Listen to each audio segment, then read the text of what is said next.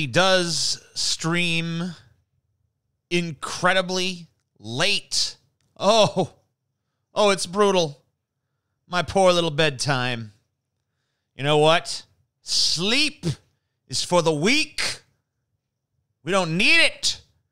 Our bodies are strong. They don't need to rest. TJ is a brazen deadbeat. Fuck you. First of all, deadbeat is associated with deadbeat dad. I have never cursed this planet with offspring. So don't ever, associate me with any of that. I didn't reproduce. I didn't push another human being off into this world like, hey, here you go. Here's more problems. I didn't do that. I'm innocent. So fuck you on that count. Second of all, the other thing you associate deadbeats with is they don't even do anything. I shot Flash Fried today, and here I am again with a stream. Third stream in a fucking row after 2 nights of fucking streams and 2 nights of shooting. I have a 6-day fucking shooting schedule for my podcast, Deep Fat Fried. We shoot 6 fucking days a goddamn week. And on top of that, I still do shit for my own fucking channel. I'm a constant fucking motion machine, bitch. So I don't know what the fuck you get this deadbeat shit from, you fucking cocksucker. You're a piece of shit. You're a piece of goddamn shit is what you are. Streamlabs, Super Chats are open. Will be read at the end. Blah, blah, blah, blah, blah. I'm not going to bother doing my camera. This is not Abandon Hope. No. I'm not going to bother doing my camera over there because, I just don't feel like it. And this is more of this is probably not going to be quite as long of a stream, not as serious of a stream. I don't know. We'll see what the fuck happens. So I don't really have notes like I normally would, so I'm just kind of blathering endlessly like a fucking moron. TJ, stop working too hard. Shut up. Shut up. I'll work as hard as I want. I don't fucking work too hard. I don't work not hard enough. I work just the right goddamn amount. I promise you. It's the perfect work week, okay? Perfect. Stream till you drop. Probably not. No. Probably not stream until I drop. This is probably going to be, I don't know, maybe I might be here for an hour, maybe an hour and a half. We'll fucking see. All right? So what's going on in my life? Okay, so my sense of smell has returned. That's been weird. Yeah, I don't know. I think that's a result of quitting smoking, I guess. And I've noticed that everything has a smell. Like this microphone smells like my nasty fucking breath. That's always nice. I was at a Starbucks today, and as soon as we were in the drive-thru, I was in the passenger seat. Now, back when I was a smoker, I never would have been able to smell the inside of the Starbucks from the passenger seat in the drive-thru, but I could smell it. I can smell things now. I chopped some basil earlier. My fingers smelled like basil. I rubbed some beard oil in. I can smell the beard oil. I got to be honest with you. It's kind of awful. I kind of miss not being able to smell things. It's like a very overrated sense, I feel like. That's about it. I don't like it. I was just walking around my house the other, earlier today. Not the other day. It was fucking earlier today. I was walking. I just became like a. What's that? What's that smell? What is that? Chelsea, come in here. Hey, Chelsea, come here. What's that smell? What is that? Do you know what that is? She's like, I don't know. I've smelled it before though. I don't know exactly what it is. It smells kind of like pissy, but also kind of like barbecue-y, Look at that. You fucked it up with your URL fucked up the formatting there. I need to fucking fix those so that the text doesn't look so distorted and go off the screen and all that shit. But they're red at the end, so don't worry. They're all red at the fucking end. But man, I don't know. I don't like fucking being able to smell things. It's like not a superpower I wanted, all right?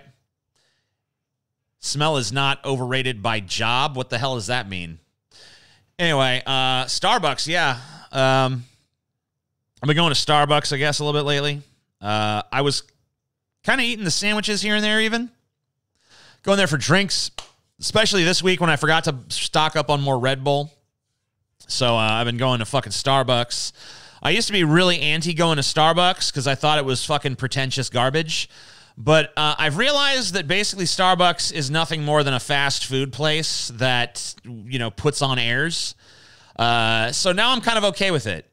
Like, now that I realize that its pretentiousness is all just a show, it's all just a little razzle-dazzle, I'm kind of good with it now. Now that I realize it's every bit, I mean, like, honestly, the food is lower quality than what you get at McDonald's. Like, it's all frozen. Every single thing on the fucking menu is just frozen crap they heat up in a little microwave oven or a fucking convection oven or whatever the fuck. So it's really just, like, cheap garbage food.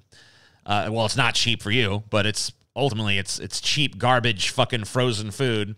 And a bunch of specialty drinks that you can overly customize, leading people to create these abominable fucking multi-paragraph long, Ulysses-esque drink orders and shit. But no, I'm down for it now. I'm down for it. And, but I am on a diet, so I'm not eating as much of their fucking shit. Because the main thing I like over there is like I don't really know what it's called. It's like the fucking cheddar bacon, whatever the fuck. It's like the best thing on the menu, therefore one of the most caloric. So I'm not really eating there too much anymore. Now I'm just kind of getting coffees. Obviously, I'm not getting I used to get like hot chocolates, but I would add espresso shots to them. I don't really do that too much anymore because it's too much fucking sugar and shit. Now I'm just getting like the little nitros because it's like super caffeinated. And, it doesn't really have a lot of calories. I don't think it really has any. I mean, it's like 5 or 6 calories or some shit. So yeah, that's kind of like where I'm at with Starbucks, because that's interesting. But I will say dieting this time around is not as hard as it was in the past. Like different times I've been on diets, they've been miserable experiences, and I really fucking miss food. I miss all the food that I eat because basically, like me reading about this is this diet you're going to go on. It's like, okay, here's what you're not allowed to eat on the diet because it's too many calories. And then I read it and it's basically just a list of what I eat on a daily basis. Right. And so what am I going to, I just look at it what the fuck am I even going to eat? And then you look up healthy recipes online and it's all try our fucking cauliflower burrito or whatever the hell horrible abomination, that these people have concocted to try to kid themselves. But for some reason, this time around, it hasn't really been that hard. The main thing I'm finding is not so much that I'm missing the foods that I like, although I'm sure that will become a factor at some point. The main thing I'm finding this time around is that I want to eat more than I'm supposed to. I just want to I just want to binge eat, I don't really mind that the food I've eaten has changed. I just want to continuously stuff my fucking face. But, I don't know. I guess it's fine. But I'm not going to do something stupid like a dieting vlog or some crap like that. I see someone saying YouTube is now a dieting vlog. I don't know of too many people dieting. I guess that's a problem. I don't know.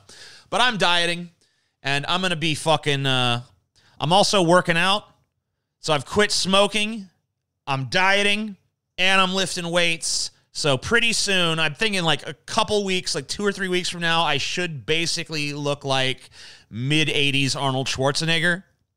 So I'm pretty looking forward to that. I should just have, I should just be rippling muscles and, zero fat, super cut, super fucking good definition and shit. And I should be able to, do, push-ups with my pinky and stuff. So I'm really looking forward to all that, just being my new body in 2 to 3 weeks, a month tops.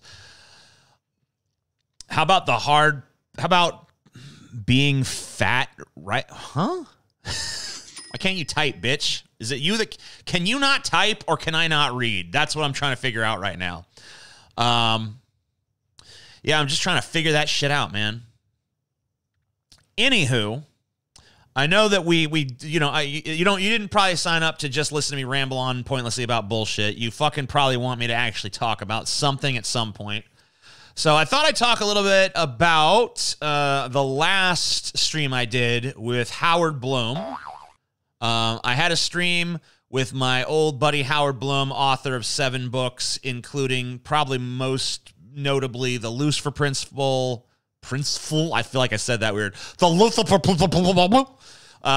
Principle, the Global Brain, Genius of the Beast, Radical Revision of Capitalism, his new one, I forget the name, Einstein, Michael Jackson, and Me. And then there's a really long subtitle that I can't remember.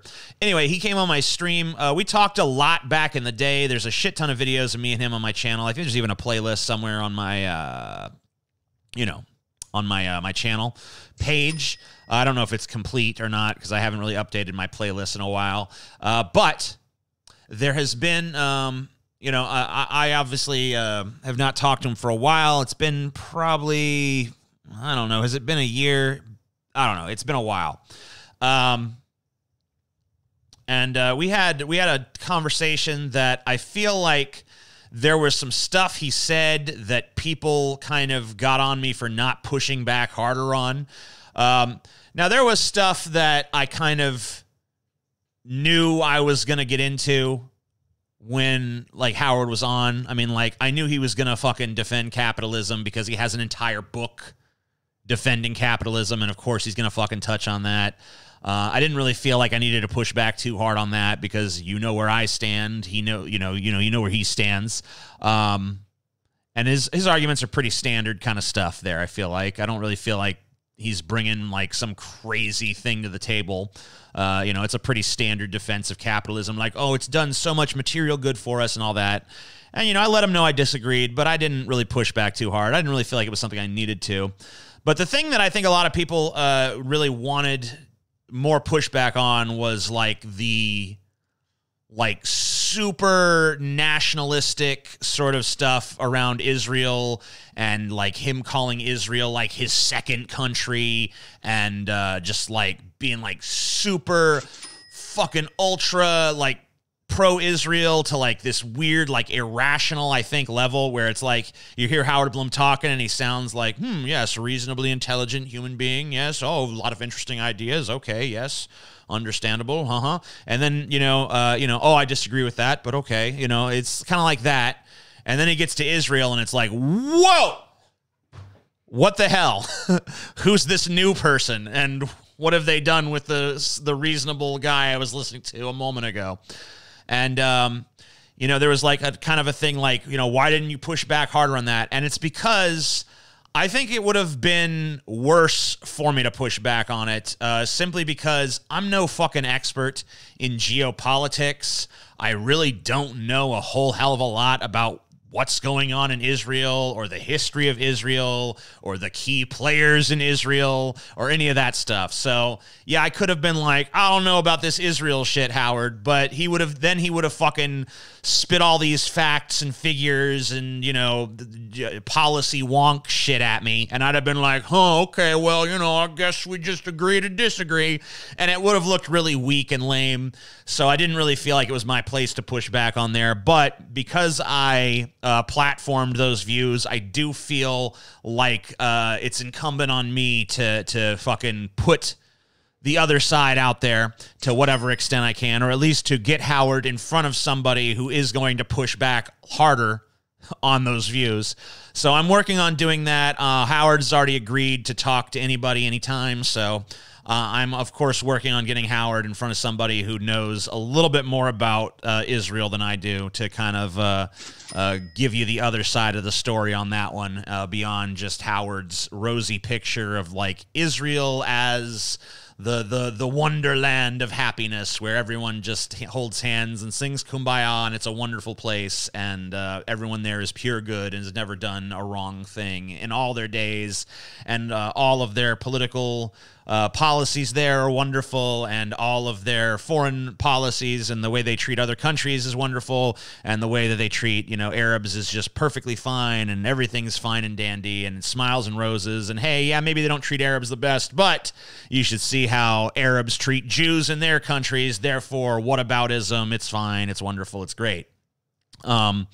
So that's that, and I'm working on that. But another thing about Howard Bloom that's fucking funny that I think someone really parodied very well over on the Deep Fat Fried subreddit is Howard's long-winded monologuiness. And, of course, I'm one to talk. But there's a certain momentum and drive and wanderlust to and all these donations will be read at the end, by the way. Wanderlust to a Howard Blum rant that I don't think I'm quite capable of. I'm constantly like struggling. I'm like, oh shit, what's the next word gonna be? I'm thinking like 3 or 4 words ahead and just hoping. I'm crossing my fingers that I'm going somewhere like, oh my, please let there be some kind of cogent thought around the corner. Howard Blum, I don't know. Maybe that's him too, or maybe he's got all this shit lined out in his head, but it's definitely tangential, and someone on the subreddit totally captured that. This is a thread by someone called Margot IIRC, who's a subreddit person, Reddit person, I don't know. Anyway, so this is their parody of a Howard Blum monologue. And I'm not going to try to do the Howard Blum voice. I'm just going to read it like me, but you can try to imagine it in the Howard Blum voice if you're familiar with that. And if you're not familiar with that, just imagine kind of like a very Jeff Goldblum-y kind of voice. But anyways, in 1962, I decided to take a short trip to the city of Westminster in London to meet this beautiful blonde woman I had been exchanging letters with for the past few months. And in those letters, we had some very fantastic conversations between the two of us. I mean, some very, very interesting conversations between the two of us. Because at that point, I was already well-read in the field of physics and higher math at the age of 20. So I was explaining, as simply as I could, some of these often esoteric details, some that very few people in the world knew at the time. I'm talking maybe 10 people or less, including myself, knew these types of details and how to break it down for the layman. So I outlined this all to her in multiple letters, and this continued for about 3 or 4 years. And we got to the point where we even were exchanging photos. We had to go develop these photos ourselves because at that time, digital photos didn't even really exist at that point, and there were no Polaroid cameras either. I'd even thought of sending a patent for this early Polaroid light camera I'd come up with out of frustration of having to develop all these pictures myself. And this was years prior to any actual Polaroid camera, mind you. But at that point, I was already too busy with my studies and had forgotten to send it in. But she was very impressed by my photos. She loved my thighs and said they were very well toned, to quote her. And during that time, I was running around 250 miles per day. And it wasn't for vanity's sake. I just loved that park in New York. It was gorgeous. I'm sure there were some days I ran perhaps 500 or more miles in a jog. So I finally arrived in the city of Westminster. And you know how it was in the early 1960s. Drugs, alcohol, but I wouldn't touch that stuff. I like keeping a clear head and mind. So we were hanging out... We were hanging about the city, and she asked me if I wanted to meet this fellow by the name of George Martin at this big recording studio called Abbey Road Studios. And you may know that... And you may know what that is now, but at the time, any American wouldn't know what the hell it was. So, of course, I said yes, and went to go meet this apparent hotshot music producer under the scorching London heat. They didn't have a single air conditioner in that building, and it was terribly warm, even for a place like England. My skin was drenched with this body-warm liquid all over my skin. It was just pouring all over the place, but thankfully, I kept my composure thanks to this meditation technique I had mastered a few years prior from these Tibetan monks.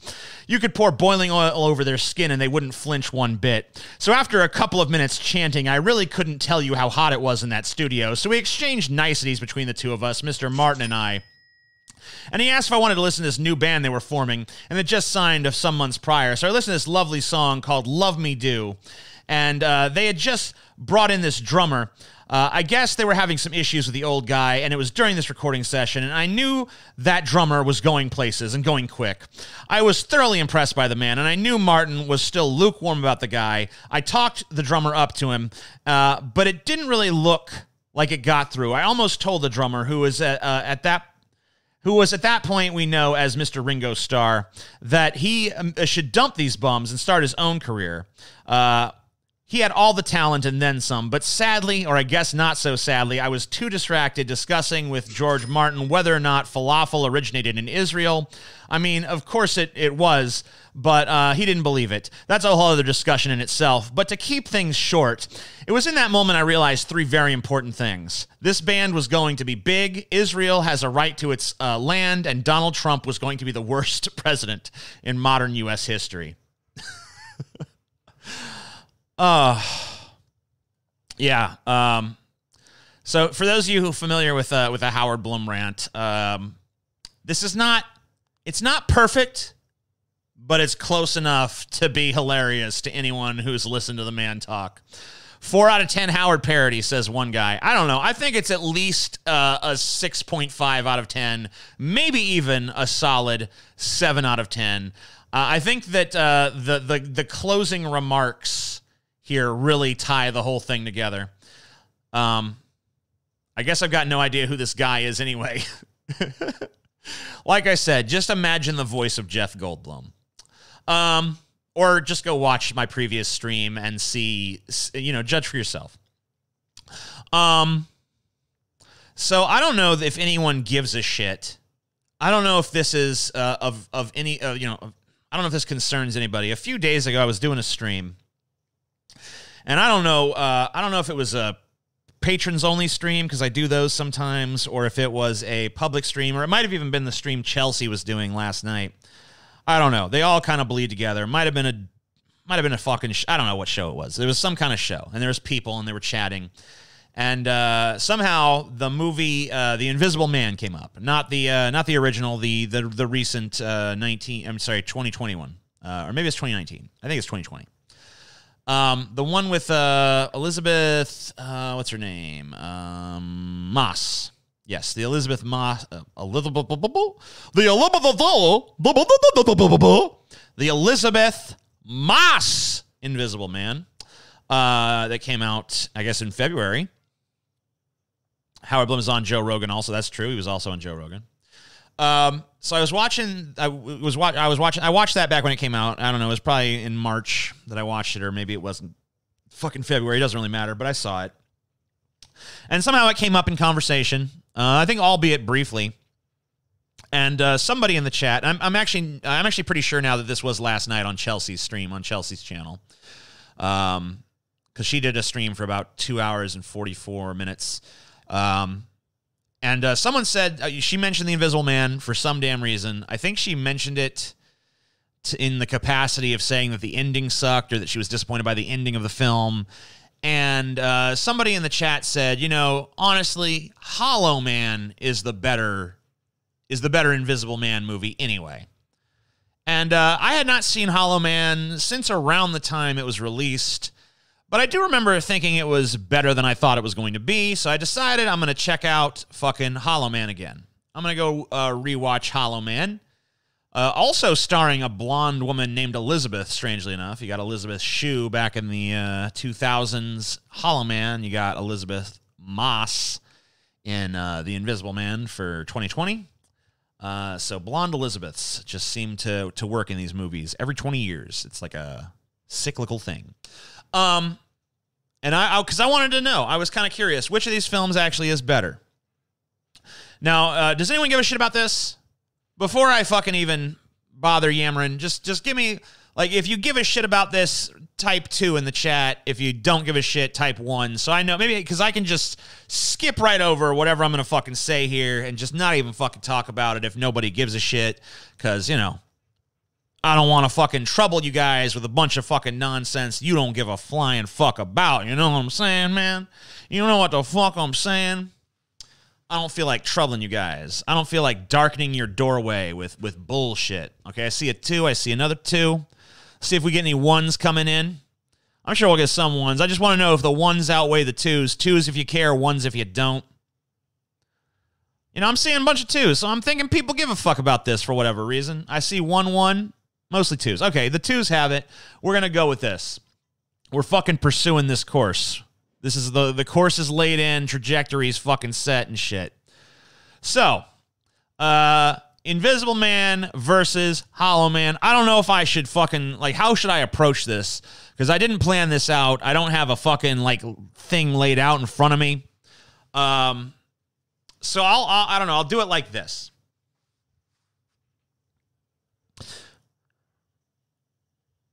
When I was watching The Invisible Man, I thought it was pretty good. I didn't think it was a bad movie. I thought it was pretty solid. Was it amazing? No. Was it groundbreaking? No. Did it scare me? Not really. Did it have me at the edge of my seat, riveted, eating the popcorn, like, oh my God, this is fucking crazy? No. Was it reasonably tense? Yes. Was there some cool scenes? Yes. Were the characters pretty well fleshed out and interesting, and did they work just fine for the movie? Yes. Was it? It was almost a movie, like, I kind of appreciated it for what it was, which was a very economical horror movie. It didn't have a lot of bells and whistles. It told a simple, straightforward, very direct story. And I honestly thought that was kind of refreshing. You know? I thought it was pretty refreshing. But it wasn't anything amazing. It was just pretty solid. It was solidly good. Okay? Okay. So, that's how I felt during the majority of The Invisible Man. Not the entirety, but the majority. For the majority of the film, I thought it was pretty solidly good. That's how I felt about the movie. Here's how I felt about Hollow Man. For the first 2 acts of Hollow Man, I was like, holy shit. Hollow Man is a lot fucking better than I thought it fucking was. Like, this movie's got some shit going on. There's some fucking downright philosophical concepts at play here, and I guess I shouldn't be surprised. This is a Paul Verhoeven picture, after all, the director of RoboCop, Total Recall, Starship Troopers. He's kind of like the guy who makes these big, stupid blockbuster movies that are actually subversive masterpieces in disguise. And I realized that Hollow Man is actually sort of like this ultra, like, feminist thesis. And it's about fucking, like, toxic masculinity and rape culture.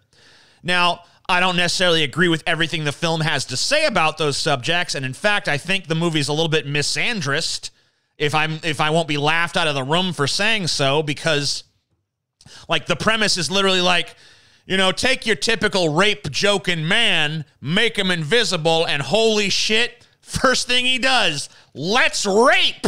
Like, just like, I'm gonna grab some titties, I'm gonna rape that bitch next door.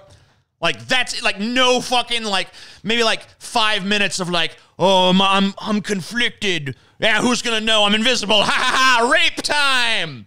So, I don't know if I feel like it's maybe giving men a little bit of a bum rap. I feel like maybe his descent into, like, total immorality and shit should have been a little bit more, you know, gradual, rather than just like, you're invisible, okay, get out of, you know, rape anyone I want card, you know, whatever.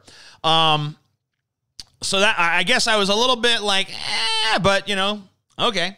Fair enough, though. But the point is not that I have to agree with everything the movie's saying about whatever. The point is, there was a lot more going on there than I fucking thought. You know? Because it's like, you got this guy who's obviously like this sexual predator. He's super fucking handsy with the women at his work and shit. He tells the rape jokes that make people uncomfortable and shit. And then he gets the invisibility. And first thing he does, like first night, is he sneaks up to the woman that he's always like fighting with. And, you know, and he fucking takes her top off and starts squeezing her titty. And then, you know, she wakes up and she's like, what the hell's going on? And then the next thing he knows, like, you know, then, you know, he goes a little fucking nuts, and then he goes back to his apartment and he goes and rapes his neighbor that he would ogle through the window and shit. You know, so there's all kinds of crazy shit going on in this movie. And that's the first 2 acts. And I was like, wow, this is fucking kind of deep. It's not super deep. I mean, it's still a fucking, you know, popcorn movie. There's still a bunch of cheesy CGI that, honestly, the CGI, while it didn't really, like, look good, it hadn't really aged in a cringy way for the most part. Like, it looked fake as fuck, but it didn't look awkwardly fake. It looked kind of, like, cartoonishly, charmingly fake. So it wasn't too bad in that regard. He went crazy due to the chemicals that made him invisible, TJ. How do you not realize that? Dude, no, listen. Okay, I'll address that. He didn't go crazy due to the chemicals that, I mean, well, maybe he did. It's ambiguous. There's lines in the movie that kind of even directly address that. There's a point where someone asks him if it was just the power that fucked him up this badly, or if it was like some kind of chemical effect of the fucking serum. But I think the movie pretty strongly implies that this was just like his deepest dark nature just coming to the surface as soon as he realizes that he's no longer accountable. I mean, there's even a line in the movie that I think sums up the thesis of the film where he says, "You'd be surprised what you can do when you no longer have to look at yourself in the mirror."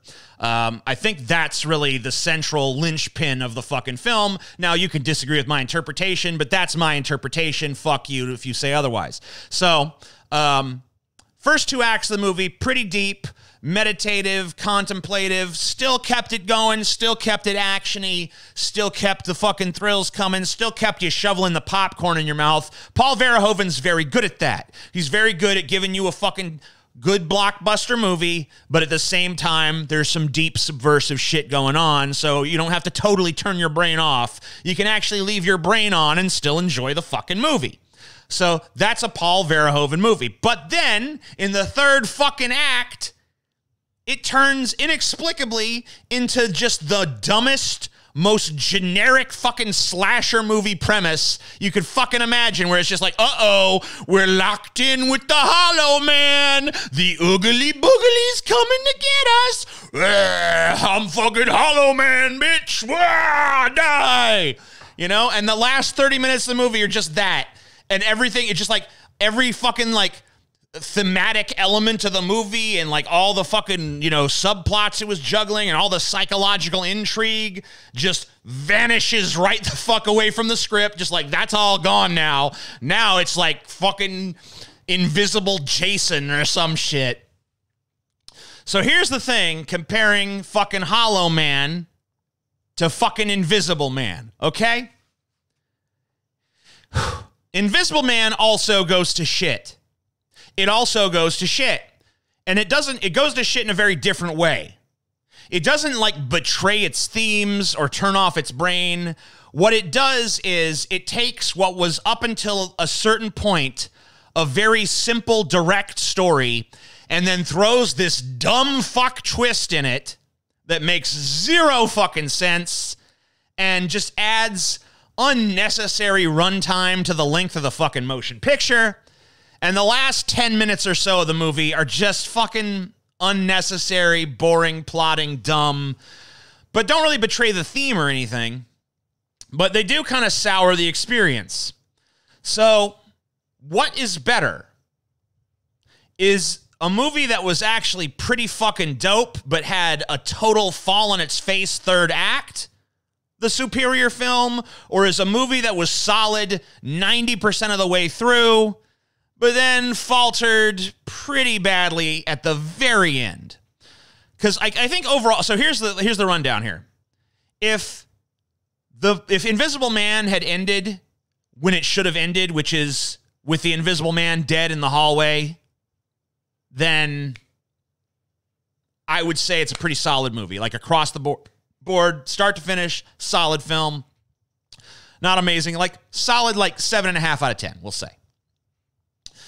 But then I have to bring it down to like a 6.5 because the ending kind of sucks. So I guess I'm at 6.5 or so on Invisible Man. It seems mean. All right, so we'll take it. We'll say it was an 8.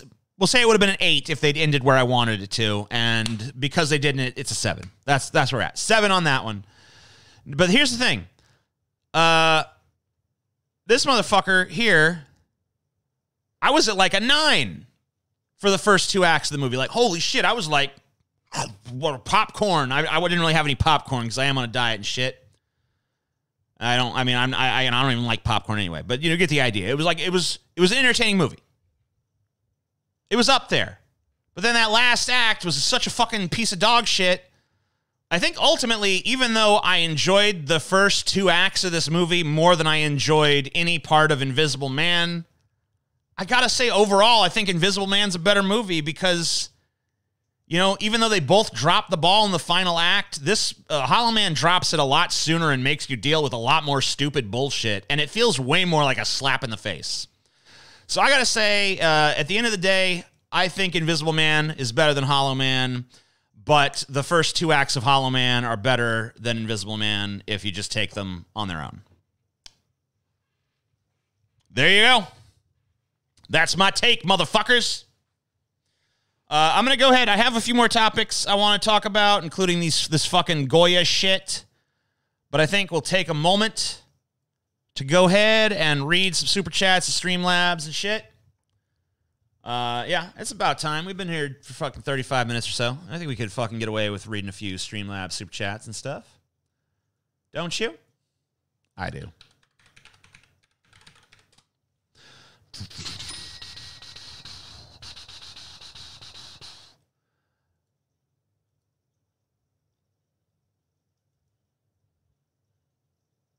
She doesn't like popcorn. What the fuck? Yeah, I don't like the way it gets stuck in my teeth. I'm not really a big fan of the flavor. You know, obviously I could still have popcorn, but I'd have to. It'd have to be butterless, you know, and that's gross. And even buttered, I'm really not a huge fan. It leaves a weird residue, and I'm not really a big fan of snacks that are super airy for the most part. Cheetos maybe would be an exception, but yeah, it's really not my shit, man. I don't know. I know a lot of people love popcorn. Obviously, it's super popular, but yeah, it's never been my shit, man. It's never been my fucking shit, brah. Why you don't fucking try to change me, man? Don't fucking try to change. I don't even know what I'm doing. All right, let's see here.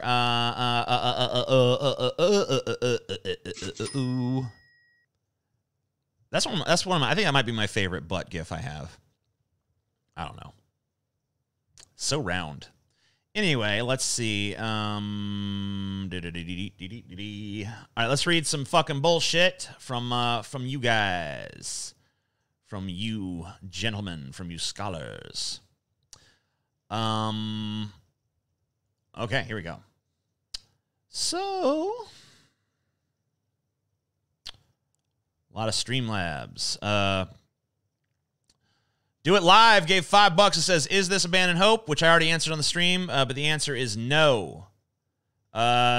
Inverted Jesus sent a URL in. Looks like it goes to some kind of Twitter thing. Let's see what they're trying to implement here. Minimum wage workers cannot afford rent in any U.S. state, is the article. And Jay in Washington wanted to highlight their response. And he said, they should have studied in school who makes minimum wage, teenagers working at Burger King, and that's the way it's supposed to be. Minimum wage is not designed for responsible adults. Unfortunately, a lot of fast food workers in this country are no longer teenagers. You're kind of like stuck in a bygone era on that one, I feel like.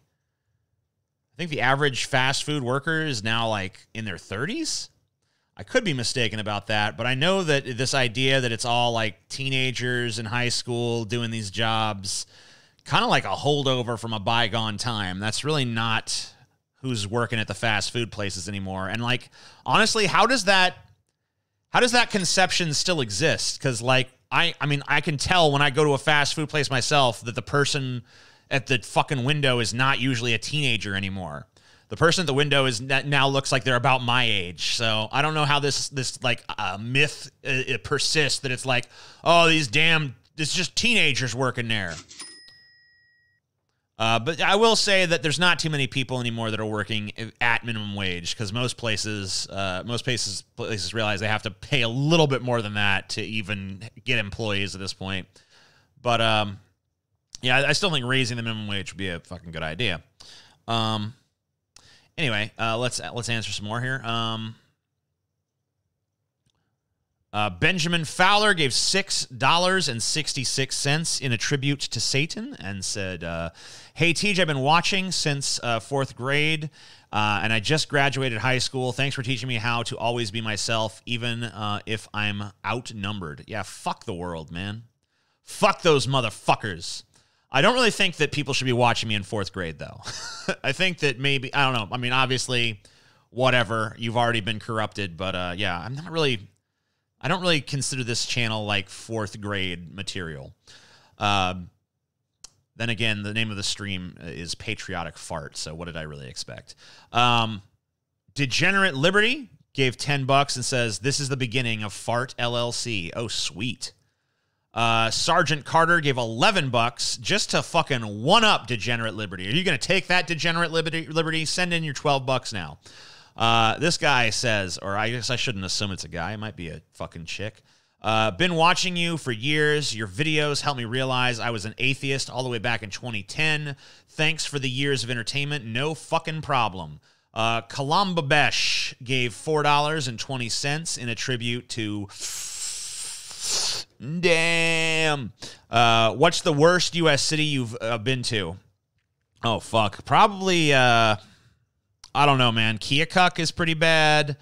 That fucking, man, what's that fucking town? Toledo, Ohio is probably the worst fucking shithole I ever been to, though. It's either Toledo, Ohio or Dayton, Ohio. Both those pretty shitty places. Ben Riley gave $6.66, says, see Kyle's vid on corporate Dems on Biden from a day ago. It's like 8 minutes. I haven't seen it. I guess I could take a look at it if you want. His vid on corporate Dems, huh? I guess I can fucking take a little peek into that. What go? I don't know if I'm able to find it. Kyle uploads 12,472 videos each and every moment of each and every day. So let's see here. Blah, blah, blah, blah. You said, okay, corporate Dems admits it's not about policy. This 8 minutes. Okay, so this must be the video you're talking about. I guess we could take a look. You guys want to take a look at this Kyle video? I don't know if I'm going to have anything to say about it. It might not be interesting. I might not have anything interesting to say. It might literally just be me going like, I agree. That's right. That's true. Uh-huh. Yep. I see what he's saying there. Which, you know, might not be super great, but, you know, I don't know. Oklahoma, TJ. What about Oklahoma? What about Oklahoma, my friend? Uh-huh. I don't know.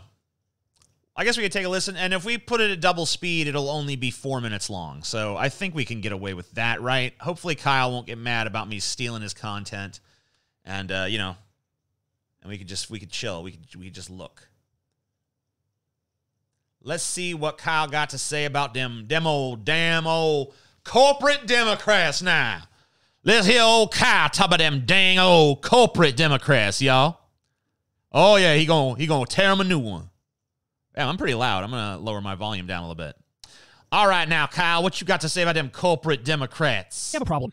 The problem is Trump is so abysmal and so ridiculous, and he's failing so bad at being president that the bar is so low, the Democrats can also be uninspiring and ridiculous and still be up big in the polls. And that's exactly what we're seeing. So Trump failing on COVID, over 130,000 Americans now dead from COVID. The virus is still spreading like wildfire in many states around the country. You have the COVID new depression, which the real unemployment rate is over 20%. And we have a foreclosure and eviction crisis, which is right on the horizon. You have about over 30% of people haven't paid their payment for... Yeah, I mean, so Kyle right now is just outlining how fucked we are. Like, this is how bad everything is. So this is all stuff I'm probably going to agree with. This month. So we're in trouble. And Trump is out there focusing on statues and pretending Biden is Antifa, and it's beyond absurd. And so there's no flashes of life in Trump's strategy. There's no, like, holding Biden accountable. And since Trump's not running a good campaign, Biden just has to run a campaign that's ever so slightly better than Trump's horrendous campaign, and then he's all set. So that leads me to the Democratic Coalition. So there was an ad released by the Democratic Coalition. There's a video of kids saying the Pledge of Allegiance. That's all the ad is. It's just like a bunch of kids saying the Pledge of Allegiance, and it's a pro-Biden thing. And they tweeted the following. It's not about policy. It's not about personality. It's not about political party. This election is a referendum on self-governance, democracy, and the rule of law. Hashtag Biden pledges allegiance to the U.S. Now, who are the Democratic Coalition? Well, it says, we help run hashtag the resistance and establish the impeachment task force. We campaign for Dems, fight foreign influence, and have unrivaled online organizing program. Okay, so let's break this down piece by piece. If this was one of the groups that was big on impeachment, well, congratulations. You guys gave Donald Trump a giant gift. If anything, the failed impeachment helped him because he bounced up in the polls afterwards, just like I told you was going to happen. So, in other words, they're bragging about being massively ineffectual and trying to take down Trump, and if anything, they helped him. They helped him. And then, of course, they have the little dog whistle about, oh, we want to fight foreign influence in our elections. That means we're, Russiagate-obsessed freaks, and we focus on all the wrong things, and we are basically corporate Democratic hacks who believe in nothing. And then listen, we don't have to speculate any further, because the most important point, as I'm sure all of you noticed the second I read it, is that in the very tweet that's a Biden ad, they say, quote, it's not about policy. It's not about policy. It's not about policy. See, this is the exact kind of politics that drives me crazy. So I'm gonna hold on. I'm now officially more interested in this tweet that he's responding to than I am what he's gonna say, because I feel like I'm already 100% on board with what he's fucking saying. I don't think he's gonna say anything there I disagree with. So you can pretty much just, he's obviously gonna hyper focus on the part where they say it's not about policy. But I'm more interested, and maybe he talks about it too, and maybe I should give him a chance to, but, I don't know. I don't want to steal his video. You can go watch it if you want. Corporate Dems admit it's not about policy. But the part that's interesting to me, aside from just the it's not about policy part, is what it is about. They said this election is a referendum on self-governance, democracy, and the rule of law? What does that mean? I don't like referendum on self-governance. That sounds fucking Jordan Peterson-esque in its vagueness and interpretability. It's just like, they have like, if you're going to fucking do this list of things, like this mantra of like, it's not about this, it's not about this, it's not about this, and then you tell me what it is about and I don't understand what the fuck you're talking about, that's a problem, right? Dayton is my hometown. Well, sorry. I'm not sorry about what I said. I'm sorry that you have to live in Dayton. So, I mean, like, look, it's like, I understand, like, this is the flaw of this tweet to me. When they say it's not about policy, I don't agree with that, but I know what policy is. Okay? I know what fucking policy is. I identify that as a concept. It's not about personality. Okay, I know what personality is. I identify personality as a concept. I'm like, okay, I get exactly what personality means. It's not about political party. I know what a political party is. I know exactly what that means. But then when but that's all the stuff it's not about. So they're telling me it's not about these three concepts that I understand. What it's really about is a referendum on self-governance, democracy, and the rule of law. Like, what the fuck does that mean? Huh? It's a referendum on now? What? Huh? I feel like an old man. Just like, what's that, Sonny? Huh? What are you jabbering about, you old fool? Fucking, I don't know, man. This is a terrible tweet. I don't know if Kyle's going to address that at all. If he does, probably a little later. Trump's campaign is so bad. Trump's presidency is so bad. He's running on freaking statues and Biden is Antifa or something. So now they've made it a layup for the Democrats. Yeah. So anyway, let's move on with our shit. I don't really know what the fuck to say about that other than what I just said. So,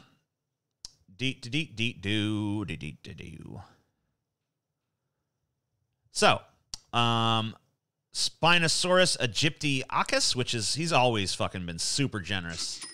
Love that motherfucker. That's a nice butt gift too. I don't know. That might be the best. They're all the best. He says, I don't know if I mentioned his gift was 666, but he says, oh wait, I skipped one. Okay, I'm sorry. He actually gave twice, and I'm reading his second one. I need to read his first one. To me, George W. Bush is the worst U.S. president in modern history because he got us into the quagmire in the Middle East, and we are still embroiled into this day, but Trump is a close second. I'm pretty much on the same page as you, bro. So Fart says, he gives 777, and he says, and you know, in fact, I'm going to canonically say that Fart is a chick unless I'm told otherwise.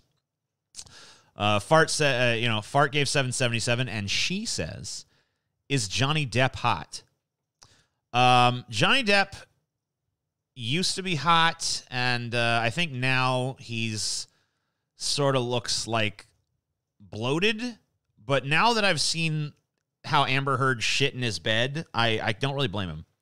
I think you have to turn to drugs and alcohol when you're dealing with some wretched piece of shit that shits in your bed. Spinosaurus aegyptiacus again with 666. It says, but Trump still has the potential to be worse than Bush if he gets us in a war with Iran and or Venezuela. Well, I can tell you right now, we're probably not going to end up going to war with Iran because they just fucking formed a fucking alliance with China. I don't think the U.S. is going to openly go to any sort of war with a Chinese ally. Just not going to happen. I guess that hasn't officially gone through yet, though, so who knows? An idea guy gave $2 and says, Hollow Man was my first movie ever. I didn't like movies for a while. Okay. Is that you saying you didn't like movies for a while, but then you watched Hollow Man and that was like your introduction to movies? Or are you saying that you watched Hollow Man and it was so bad that you like stopped watching movies for a while after that? Then Ben Riley, of course, chimed in and said, ouch, man. Dude, Dayton is my hometown. And is he the one that asked me about that? No, I don't think he's the one that asked me. That would have been funny if he was, but he's not, so fucking whatever. And then Degenerate Liberty gave 1169 and says Doritos chip. Okay. Sure thing. And now for some super chats. All right, let's see. Oh, fuck. We got a lot of these. Didn't expect so many. I mean, we're just in the first fucking few minutes of this. All right, Luke, I'm gonna have to go through these fast, all right? Unless one's really fucking like some fucking great topic starter. I want to get to the other stuff I got here. Luke Chamisky gave 199, says Aves, I don't know, I can't read. I'm not reading fucking foreign shit. Peasant Media gave 222 and says praise Enki? Is that Enki? I can't tell. Random user gave 50, I don't know what fucking currency this is. He gave 50 CZKs. Says, hey, TJ, I really enjoy your content. Are you interested in European politics? Dude, American politics is hard enough to follow, all right? The Atheist Veteran gave 199, says simp for Chelsea. Well, of course, everyone must simp for Chelsea. Megan Shell gave 199, says, so why is this called Patriotic Farts? I came late. Oh, don't worry. We're getting to the patriotic farts at the end. Sam Osborne gave $4.99 and says, what kind of concessions do you think Biden will make for Bernie? Personally, I see him doing nothing to win us over other than making empty promises. Yeah, that's pretty much all he has to do. Like, what you just saw from Kyle kind of, like, answers the question, I think. Like, Trump's in such a bad way that Biden is just like, I exist. And that seems to be doing good for him right now. Megan Shell gave $1.99, says, you look great. Thanks, Megan. The Red Tengu gave 1,500 isks and said, love you, fan from Iceland. Cool. Megan Shell gave $4.99. Peasant Media gave $7.77 and says, QAnon is Steve Bannon. Maybe. Happily Ham gave 10 Canadian bucks and says, you can't go live right now. It's almost 2 a.m. I'm drunk and I have to be at work at 7. Thank Pikachu. I'm a high-functioning alcoholic. Well, if you can't handle a stream just because you got to fucking go to work in a few hours, then how high-functioning really are you? The Atheist Veteran gave $4.99 and says, loved your show for years. I'm glad I can support one of my favorite content creators since YouTube fucking won't. Thank you. Adam gave 10 Australian bucks and says, TJ, considering the rate your beard grows, I legitimately believe that you will look like mid-80s Arnie in a month or so. Oh, yeah. Yeah, I mean, why would you even doubt it? Blue Guy Productions gave $9.99 and says, TJ, I'm a huge fan. I've watched you for years. What's your take on religious minorities like Muslims? They seem to get special treatment from the left, but are they as harmful as Christians? Thank you. Yeah, I mean, like, I'm definitely not one of these people that, I mean, look, I can fucking recognize that, first of all, I think Muslims are the biggest victims of Islam, just like I think Christians are the biggest victims of Christianity. Obviously, the more brainwashed you are by some religious dogmatic bullshit, and the more that you've surrendered your life to this ridiculous, demonstrably incorrect ideology, the worse off you are. So let's get that out of the way, first of all. Second of all, I think that you can fucking...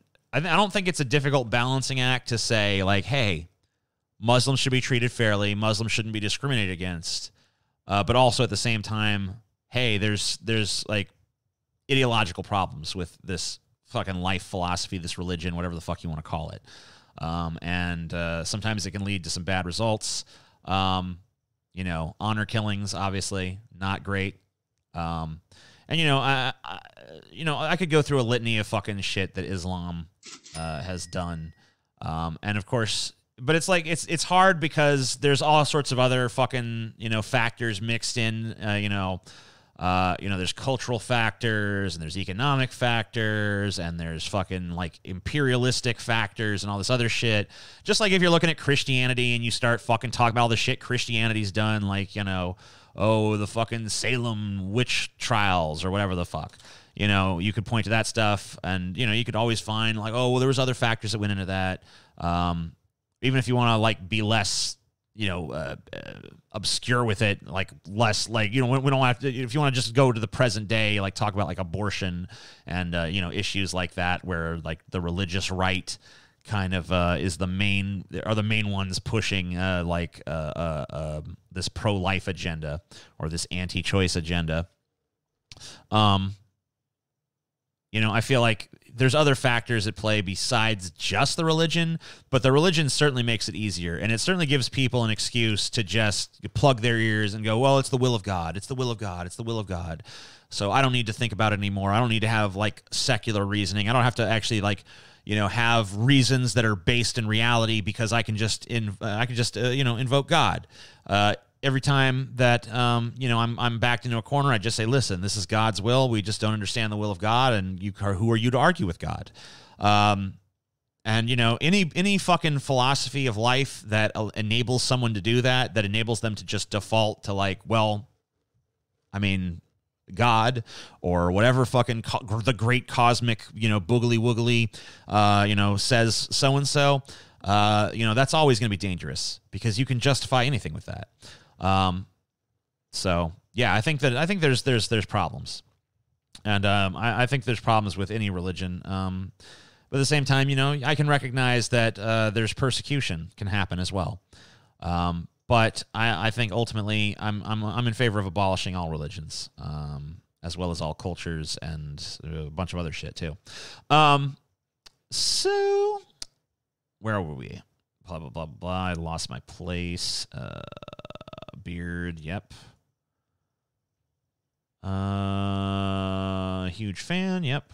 Okay, yeah. I think we found where I was. Fallout Effects 96 gave $5. It says working out with a lot of cardio. Also, Altman be praised. Hopefully, glorious convergence is upon us soon. Love you, TJ and Chelsea. I have no idea what the fuck is going on, but thank you for the money. Our Father in the Green gave $9.99 and says, would you ever host a debate between bread left tubers and IDWers to bridge divides within the progressive sphere? E.g. SJW debates Vosh, Destiny versus King Croc, Benjamin Boyce, Gary Edwards, and maybe Kyle. I gotta say, first of all, you really need to fucking... I have a very difficult time reading the way that you type, so you might want to work on that a little bit. And second of all, I don't even know who most of those people are. I don't think I'm the right person for this job, because I don't think my finger is nearly as on the pulse as yours is, bro. Happily Ham gave $5 Canadian and says, if you were invisible, would your DNA and fingerprints still not be there? You can't be seen, but you still exist. Yeah, I don't know. I think your fingerprints, because it's just a matter of like, oil left on a surface, like, and then they powder it up and then the powder like adheres to the oil. I'm pretty sure you would still leave fingerprints. So yeah, I think that would still hold true.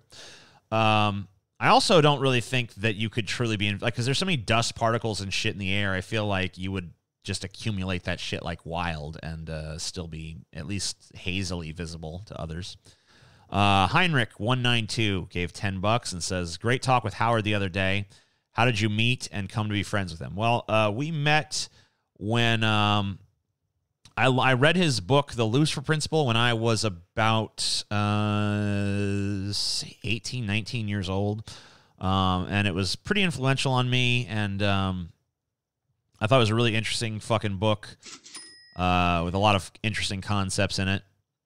And I would, and then, years later, I realized that he was on Facebook, and I just wrote him, and I scheduled an interview with him, and I thought it was the coolest thing because, I'd never spoken to someone who I'd never like read a book and then got to talk to the author in like some sort of like lengthy discussion, and we talked, and I talked to him a few more times after that, and you know, we've talked here and there over the years since then. Ripjaw gave $9.99 and said, "Seen Full Metal Jacket yet? Probably my second favorite Kubrick film after 2001. Love you, TJ." Yeah, you know, I'm not a big fan of war movies, and I have not yet to devote the time to it. Pongmaster Fung gave $12. It says, "Thoughts on The Shining and its sequel, Dr. Sleep? I don't feel the horror vibes from the sequel." So, when I actually, obviously I love The Shining, and I think it's a dope-ass movie. It's got great atmosphere. It's shot like no other movie. It has a vibe like no other movie. And for that reason, I was not really excited about Dr. Sleep. But when I saw Dr. Sleep, I actually felt like it was a pretty decent movie. But I had to watch it kind of like this is not a sequel to The Shining. Because if I'd compared it to The Shining, and they really invited the comparison a lot. They even fucking set part of it at the Overlook Hotel. They even got a fucking Jack Nicholson lookalike and shit. So that was kind of weird. But I don't know. If I set that aside, I thought it was a pretty good movie. Not anywhere near as good as The Shining. And, you know, kind of like if you compare the two, it kind of sucks on that level. But if you just watch it on its own, I didn't think it was too bad. Malted in Montreal gave $5 Canadian and says, "TJ, why are Americans so afraid of wearing masks?" I don't think they're afraid. I think they're just obstinate. They just think like anytime anyone tells them what to do, for some reason it's fascism or whatever. I mean, and then like when a black person gets like murdered by a cop, they're like, well, he should have listened. He should have just obeyed. But then when like the government asks them to do something, they're just like, no one tell me what to, like, there's so many fucking contradictions in the heads of these stupid fucking Americans. I honestly don't know what the fuck is going on in the psychology of most people in this country. Like you explain to people like this mask is gonna help, you know, halt the spread of this virus. You know, we've seen fucking infrared kind of things of like, here's all the stuff that gets out when you don't have the mask, and here's what happens when you're wearing it, and here's, you know, here's what a sneeze looks like without the mask, here's what it looks like with the mask. I mean, like, we've seen all this shit, we know what's what. You know, there's really no denying the efficacy of the fucking mask at this point, although some people still do. I actually had people in my mask video tell me that the masks were harmful because you're breathing in your own CO2, right? So I guess they're just ignoring that, you know, like medical professionals have been wearing these masks for years and no one's ever fucking like choked on CO2. Like, according to them, if I do like this and breathe for a while, I should eventually fucking just like breathe in too much CO2 and fucking die. It just makes no sense. I don't know. Americans are just fucking stupid, bro. I don't know what to tell you. Oh yeah, but they don't care about the fucking they don't care about pollution though. That's fine. They're totally cool with that. That's a myth, but they're going to breathe in their own CO2 if they wear a mask. I don't know, man. These people are just like fucking psychotic. Joe Clem 15 gave $4.99, says, "Took up on the offer to watch They Live. Dope. Hell yeah. I wonder how much of an influence it has on The Matrix. Good recommendation. Thoughts on a remake?" I don't even want to see a remake. I want to see a sequel. I want to see They Live Again or They Still Live or something. Slain Hope gave $6.66, says, "A rotating cast of teenagers is not a dependable workforce. That's why they hire older workers who typically work 2 jobs a day to pay the bills." Yeah, I mean, that's brutal. Scuzzlebutt McDoodlezoot gave $20 and just said, "Hi. Thanks for the money. Very kind of you." NXN Beats gave $2 and says, "Bernie Sanders is the worst president in history." I mean, maybe he is. So we're gonna get back. I'm not done reading those yet. I'm sure we're gonna read some more, but for now, let's go ahead and take a look at some other shit, right? And we'll read more of those later. You guys can keep them coming in. It's totally cool. But let's take a look at this fucking tweet today by Donald Trump that I just thought was like the cutest, funniest fucking tweet I've ever fucking seen in my life, dude.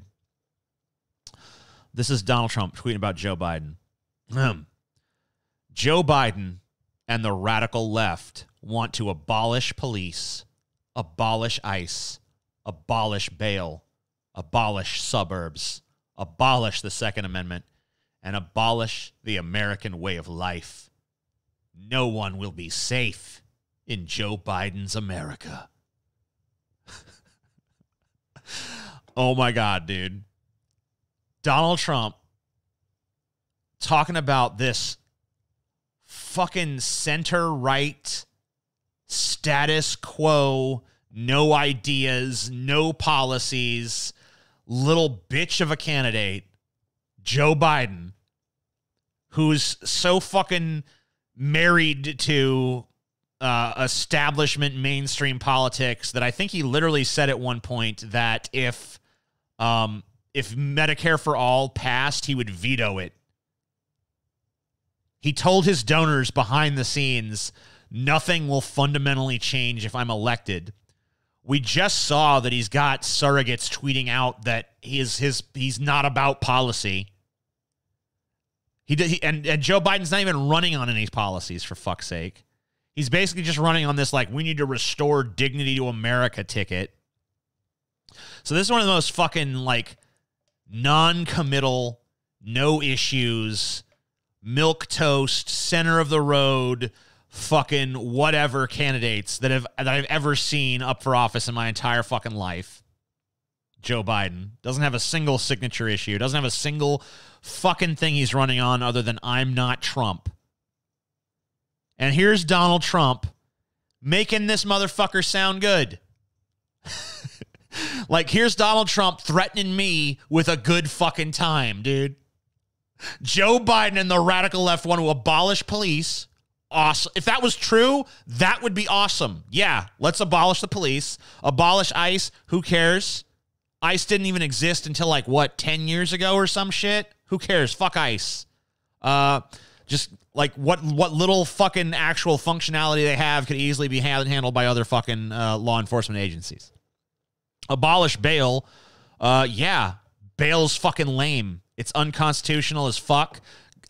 Excessive bail, at least, is. So, yeah, you're not supposed to. We're not supposed to just have people imprisoned for years because they can't pay bail. You know, there's not supposed to be people in jail just because they don't have enough money. I know that doesn't really concern you as a billionaire piece of fucking garbage, or at least a fake billionaire. But yeah, that's a good idea. Abolish suburbs. I don't think anyone's talked about doing that, but if they did, who cares? Suburbs fucking suck. They're lame. They're full of fucking, like, goody goods and shit, like the picket fence and the fucking lawn and all that garbage. Who cares? You know, but I get no one's trying to do that anyway because no one gives a fuck about where you live. So who cares about the suburbs? Abolish the Second Amendment. Joe Biden doesn't have the balls to even begin to fucking do that. I wouldn't really be in favor of that one. You know, I'm not really a gun person, but you know, everyone knows that at this point I've said I think that, you know, the left needs to arm itself. So I'm obviously not anti-gun. And abolish the American way of life. Well, some of it, yeah. What's wrong with that? Do you know how many times in history we've abolished the American way of life? The American way of life used to be, hey, let's serve Britain. We said, fuck that. We're not going to do that anymore. And we changed the American way of life. We abolished it and replaced it with something else. Slavery was the way of life. We abolished it and replaced it with something else.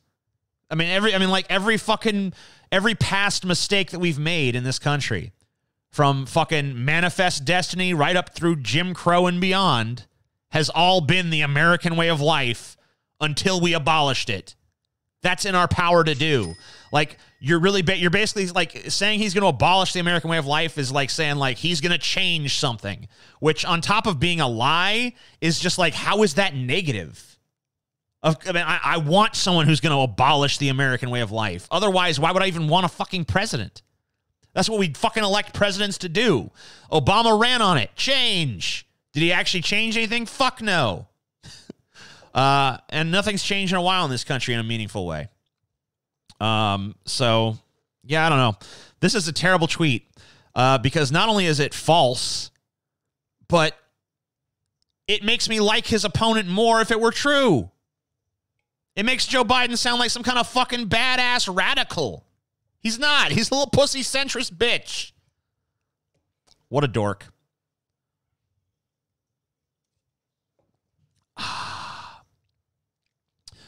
So. Let's move on. This is another tweet from, by the way, if you're someone who's sending in Streamlabs or Super Chats, they will be read in a little bit. Here's a hot take for everyone. This is from Kyle Kolinsky. I think the First Amendment should be expanded to the workplace in the same way the government can't jail you for speech. Your boss shouldn't be able to fire you for speech. This is actually the socialist position because in a democratic workplace, you have no boss. So I was curious about how my crowd felt about this. I said, should your work be able to fire you for things you have said outside the job or opinions that you hold? And so the options are A, yes, they decide who to employ. That's basically like the pro-business answer.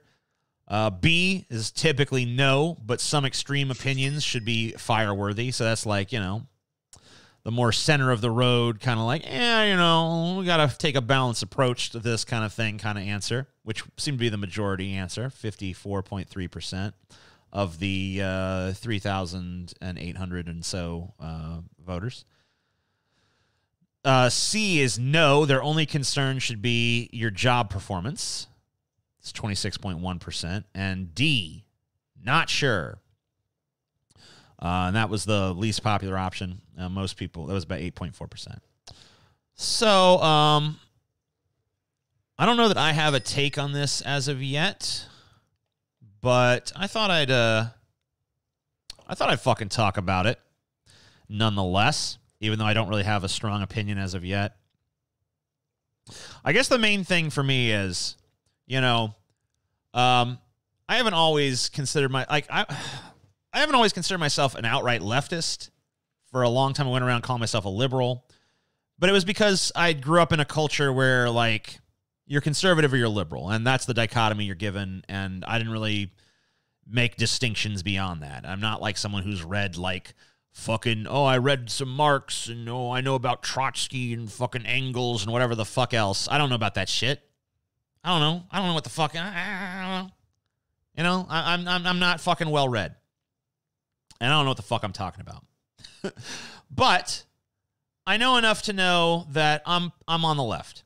And I know enough to know that one of the positions of the left is that wage slavery is a fucking concept. Now, wage slavery is a concept I adopted into my vernacular, I want to say somewhere between 5 and 10 years ago, because I agree with the concept. And the concept is basically that work is, in this country, coercive.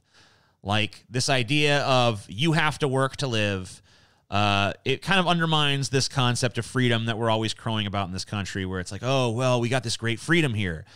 Okay, well, then how about the freedom to not work? Can we do that? Well, no, you got to work. Because if you don't, you're going to end up, destitute on the street or whatever.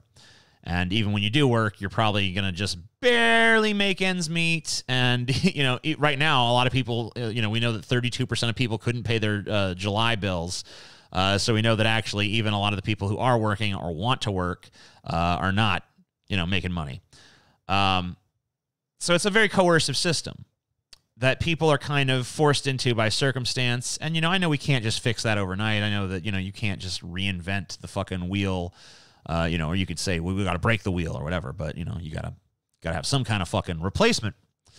So I'm not saying that we got to dismantle everything tomorrow or some shit, but ultimately I think that there is a coercive element to work. So I think the idea of creating positions that if people take them, it's impossible for them to be employed. I think it's a fucking pretty draconian measure if you look at work the way that you're supposed to through the lens of leftism. But at the same time, the idea of okay, so a fringe position, I think rape should be legal. Oh, okay. What do you do? Oh, I'm a human resources person at this office.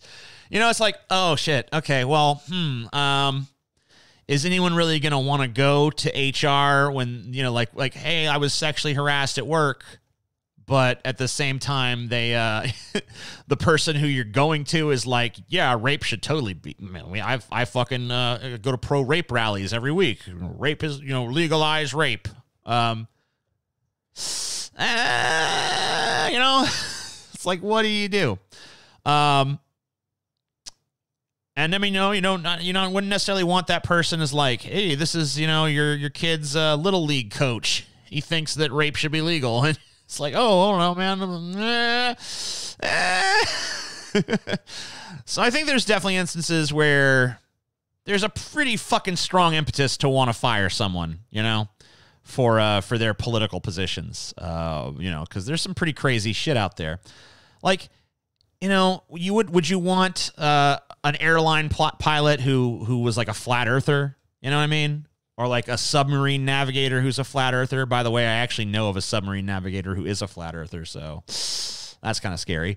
There's like certain things where it's like directly contradictory to your line of work, or like, hey, we want to fire this cop because they're a racist. Like, should we not be able to do that? Yeah, I don't know, man. I think I'm probably in the B category on this one. I think I'm probably with these people who are in the fucking center who say typically no, but some extreme opinions should be fireworthy.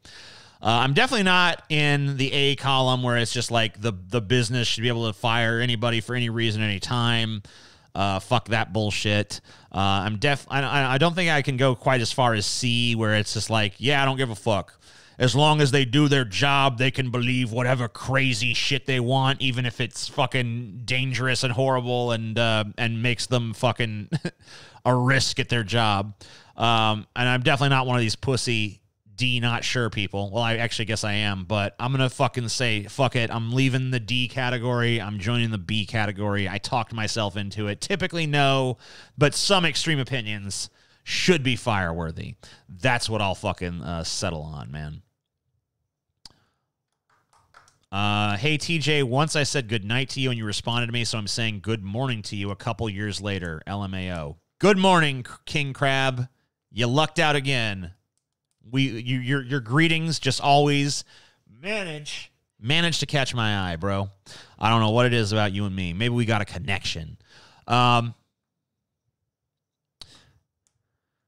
let's talk about this Goya bullshit. All right.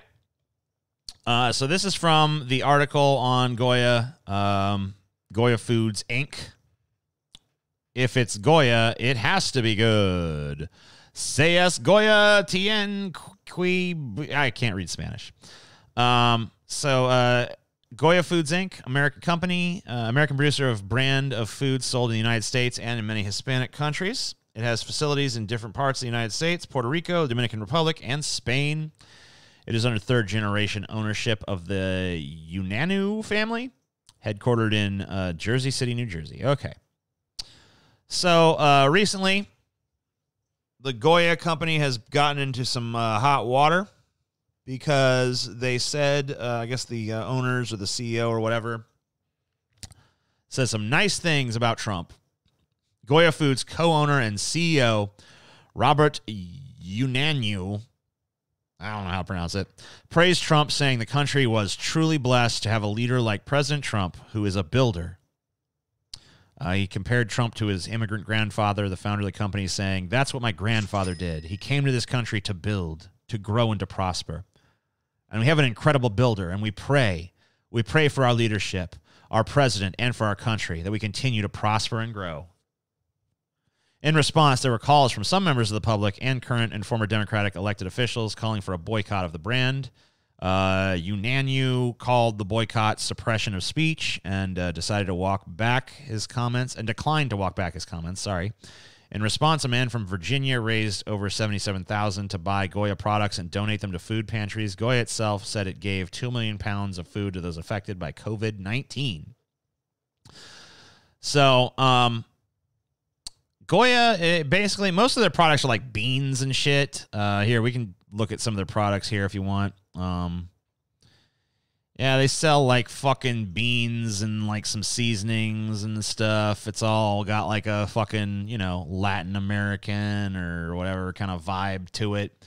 Sell some yellow rice, sell some black beans, some fucking red kidney beans and some shit like that. You know, it's like Mexican-y style motherfucking shit, right? You know, not just Mexico, though. It's, you know, South American in general. So that's what Goya does. And, you know, they said, we love Trump, and a bunch of liberals were like, well, we're boycotting you then. And I guess all of a sudden boycotts became speech suppression. Didn't seem like it was that long ago that, you know, conservatives were burning their Nikes and boycotting Nike and shit. And I guess it was patriotic then, but now boycotts are not patriotic. I don't know how that works, but whatever. And since then, both Trump and Ivanka, both of them fucking violated U.S. law to use the office of the presidency to shill products to America. But of course, they don't give a fuck about law and order. So why would they start now? So here's Trump. He's just sitting there with a bunch of Goya shit in front of him, like, yeah, Goya, I eat this garbage, you know? Woo, yeah, man, I'm gonna eat me some chocolate wafer. He did probably tear into those chocolate wafers, I'll be honest with you. But he don't give a fuck about that. What is that, coconut milk? He ain't fucking with that. He ain't fucking eating them white beans. He ain't cooking up them red kidney beans or that fucking other shit. He just, yeah, man, you know, the president, he just sits around with fucking cans of Goya on his desk and fucking, yeah, man, thumbs up, dude. Thumbs up. And here's Ivanka. And I want to open this in a new tab so I can really fucking zoom in on this face here. I want you to just, like, appreciate how fucking terrified she looks here. Like, this is not a happy camper, dude. Trump's got, like, some Secret Service dudes, like, aiming an AK-47 at her head just off camera here because she does not look comfortable doing this. She's like, okay, I guess I'll do the dumb Goya can thing. Yeah, she does not look happy to be doing what she's doing. Why is it that every member of the Trump family seems like they don't understand how to hold up an object? Like, it's the easiest thing in the world to just be like, here's a thing, you know, like, oh, I'm holding up the Dr. Pepper, y'all. It's really not hard at all, but they always like Trump holding up that Bible. It was just like, no,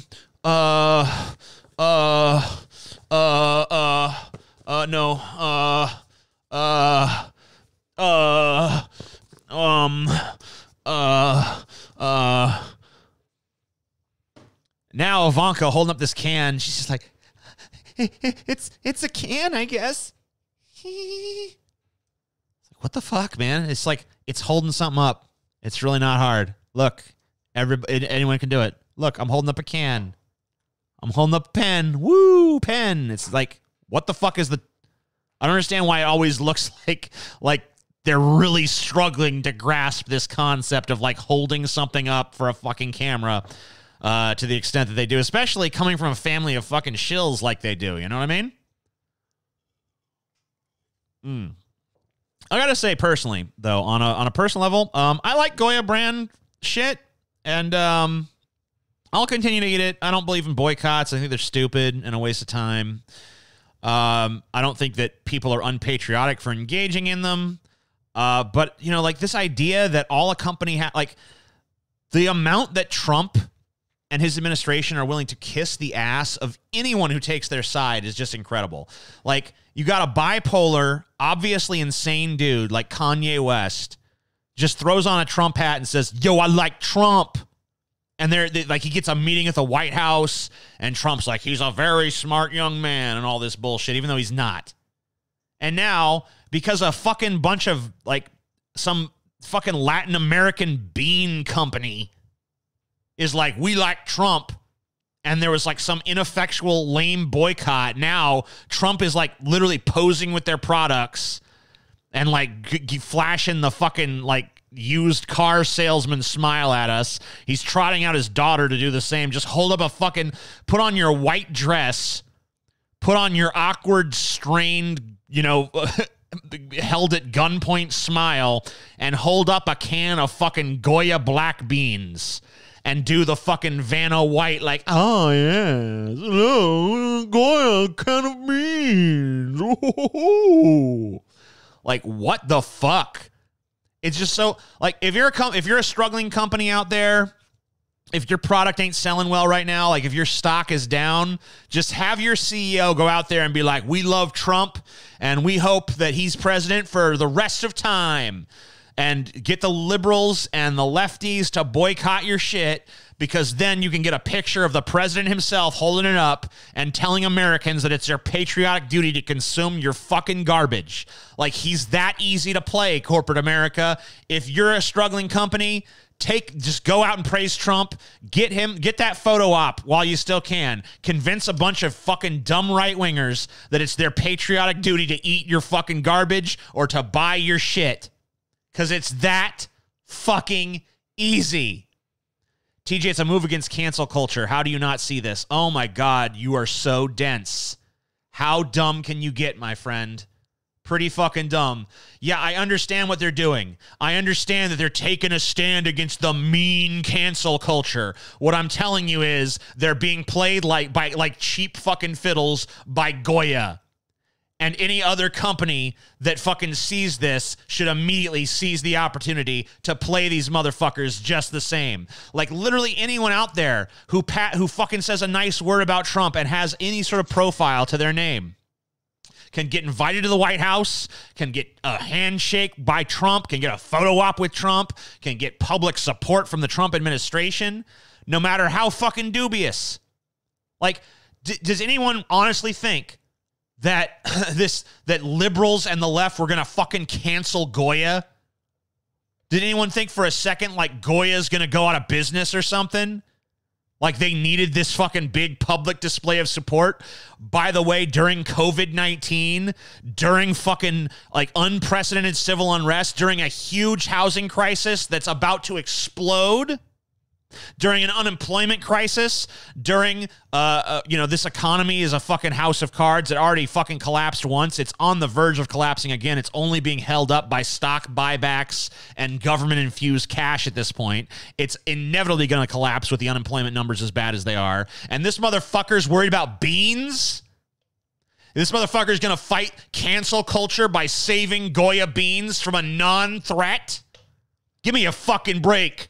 Oh, it's good. It's against cancel culture. Who gives a shit, bitch? Who gives a shit about that right now? Country's falling apart. This motherfucker's posing with bean cans.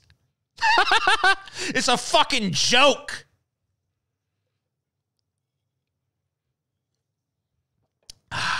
Let's read some super chats.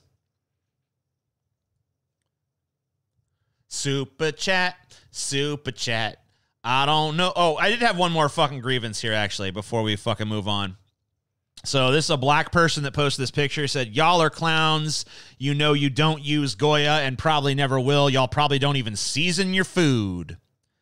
And then the next post, another black person. Exactly. You go and steal all the spices in the world, but only use salt. Chill. Let me turn... I don't know if he's trying to say chill or chili or whatever. Chili, let me turn away. And he's got a, like, Nicki Minaj pic. Like, what is this shit? Black people. This is like a public service announcement to black America right now. My skin is white as fuck. I put seasoning on my food, okay? I season shit. It's not all just salt for me, okay? Like, I know about other seasonings, man. I know about, like, cumin and fucking coriander and fucking allspice and fucking, cayenne pepper and fucking cilantro, whatever the fuck. I know about other shit, man. It's not all just like, let's put some salt. If there's white people out there that are legitimately just like not seasoning shit, they're my enemy just as much as they are yours, okay? Quit lumping me in with them. Don't fucking do it. Stop it. Don't prejudge. You see my white skin and you just assume unfairly, unjustly that my taste buds are basic bitch, and they're just not, okay? Come on, be a little more generous. All right. Now that that's out of the way, let's go ahead and read some donos and some super duper mega ultra delicious, tasty, uber good chats. Let's see, where the fuck did we leave off, man? Doopa-doopa-doo. Okay, I think I found where we left off. So, Inverted Jesus gave $6.66. He said mid-2000s Depp for the win. By the way, who wrote those preacher books? Those preacher books were written by a dude named Garth Ennis. Cunty Cat gave $11 and said, miss that free speech stream. Good shit. My thinking is that most platforms should be treated like public utilities. I think case law like Brandenburg versus Ohio, while sometimes painful, is the best standard to go with. I don't know. I'm not familiar with that case. I'm going to go ahead and add it to my document. I do have a document that I am now maintaining that I have a list of things that people have asked me to check out. Every time I encounter something I'm not familiar with, I add it to this document in the hopes that perhaps one day I will actually look into the shit that I'm putting in the document. So far, I have in the document Robert Sapolsky, Adam Curtis, Contact Theory, Tardy Eric, Beau of the Fifth Column, and Brandenburg versus Ohio. So thank you for adding a new item to my list of things that I hope to eventually look up and know what the fuck they're about. Ugly Pyro gave 9/11 and said, I'm concerned with what Howard Blum said about science stagnating. I've heard similar rhetoric from people in my university and all over the internet. The decline is beginning. Well, I wouldn't, just because a bunch of people are saying something doesn't necessarily mean it's true. So, I don't know. I'd look a little deeper into it than just like taking Howard Blum's word. Okay. Howard Blum has defended some pretty wild ideas here and there. I mean, that's one of the reasons I like him, because he's kind of a wild card. And I think sometimes that wild cardness, takes him to interesting terrains that are, unexplored. And, okay, wow, your unconventional thinking led you to some interesting new ideas. Other times his unconventional thinking leads him to ideas that are probably not so great. But, that's the thing, is it's a grab bag. That's the kind of price of insanity. You have some really crazy good ideas, but you also have some really crazy bad ideas. I already read that one. Wait, this is a different one. Sorry. This is Cunty Cat again with another $11. It says, platforms should try to adhere to this, in my view, in that each account should be dealt with case by case and transparently. Of course, the resources aren't there as of now, but it's the only way I can fathom to keep things open, as tedious as it would be.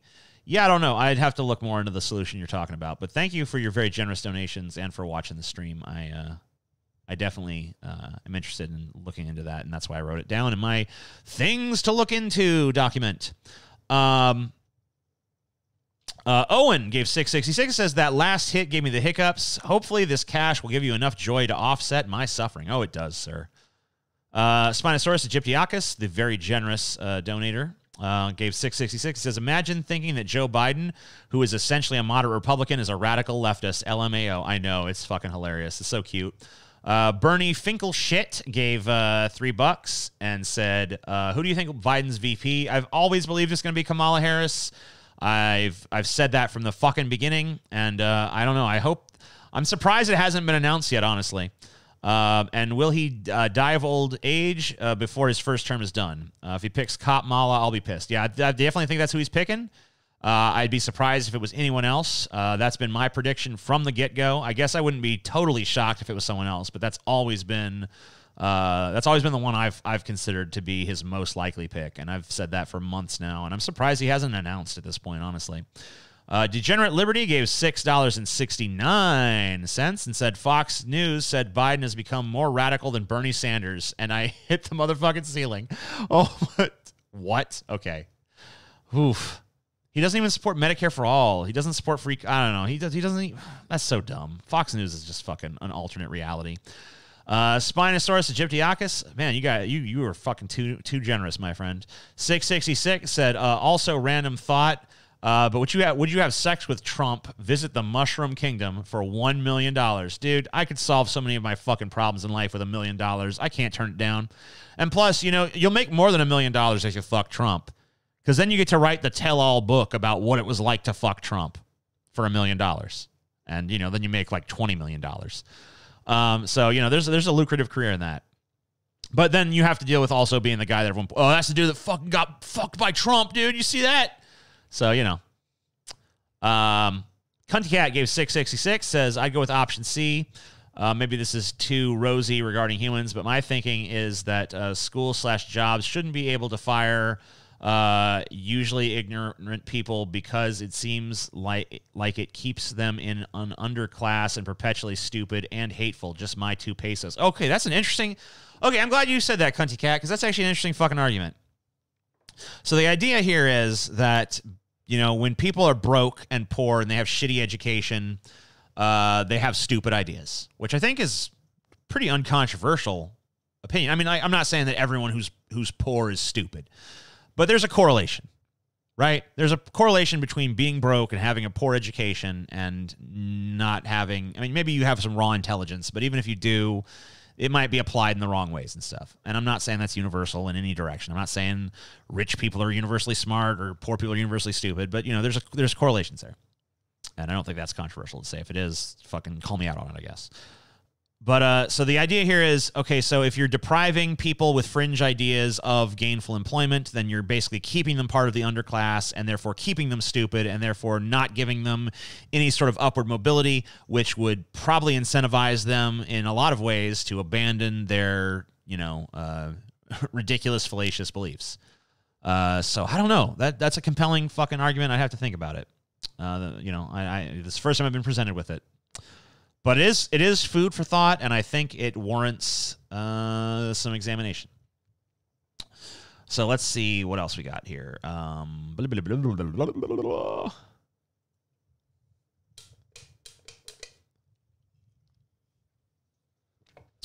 Seymour Butts gave $3 and says, white people don't season their food is just the fried chicken joke without the institutional power. Yeah, you know what I mean?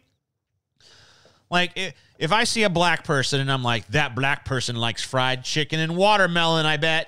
I mean, first of all, I'm probably right, because who fucking doesn't like fried chicken and watermelon? Honestly, I'm not a big watermelon fan, but, if there's a good watermelon, I'm down for that fucking watermelon. And I definitely like some fried fucking chicken. But yeah, man, like this idea, you could just look at someone and know their food preferences based on their race. You can just look at a fucking black person and know they like fried chicken. Or you can look at a white person and just know they don't season their food or whatever the fuck. Stop it, man. It's brutal. Give a motherfucker a break. All right. More super chats. Mo super chats. Mo super chats. Let's see. Brento gave $6.99 Canadian and said, COVID money for you. Thank you. I don't know why it's COVID money, but thanks anyway. Scuttlebutt McDoodlezoot gave $2 and said, super chat is super censored and I hate it. Well, I mean, hey, you're getting red here, so what do you complain about? NXN Beats gave $2 and says, let's hang out. I'm scared. The guy gave $2 and says, TJ, what's your thoughts on Epstein? I don't think he was murdered. I mean, I don't think he committed suicide. I do think he was murdered. I don't know who did it. I know some people have said it's Clinton. Other people have said it's Trump. I mean, the fucking chances are it wasn't anyone quite that interesting. It was probably just some fucking billionaire somewhere else that you might not even have heard of. But I guess it could have been Trump or Clinton. Fuck, who knows? Other than that, I don't know. I mean, I feel like I have pretty much the same opinion of him as anyone else. He's no good. I'm not a big fan. I'll be honest with you. The Unholy Messiah gave $2 and says, have you ever seen Sallow or the 120 Days of Sodom? Yeah, I heard the director of that was killed. I've always been interested in like like crazy fringe movies because I'm always like so bored with the mainstream stuff. But honestly, like I never end up liking those movies and I never end up finishing them. And it's not usually because I'm like shocked or offended or whatever. Like I remember I was over at this weed dealer's house one time. He's like, dude, have you ever fucking seen goddamn, what's the other fucking crazy shocking movie that came out a few years ago with the porn shit? He was like a porn star that had to do all this crazy shit and like murder people and shit. What's that fucking called? A Serbian film. He's like, dude, have you seen a fucking Serbian film, bro? Check out this scene from a Serbian film. It's going to blow your fucking mind. He's like murdering this chick with a machete and shit. And then he fucking, and then this fucking Salo shit where it's like based on 120 Days of Sodom by the Marquis de Sade. Where it's about like these rich dudes that fucking get all these like teenagers and like torture them and shit. And like the problem with these movies for me is not really that they're so shocking that I can't handle them. It's just that they're pretty boring because there's really not much to them beyond the shock value. Like I wish someone would make a shocking movie that's like horrible and shocking and weird, but also had like some kind of point and some actual characters and shit. And was actually interesting as a movie that didn't just purely rely on shock value. That would be way better to me. That would actually be like a disconcerting experience. As it stands, it's like once you're over the initial like, whoa, I can't believe this, then it's just like, all right, this is kind of dull. They don't really have much beyond this.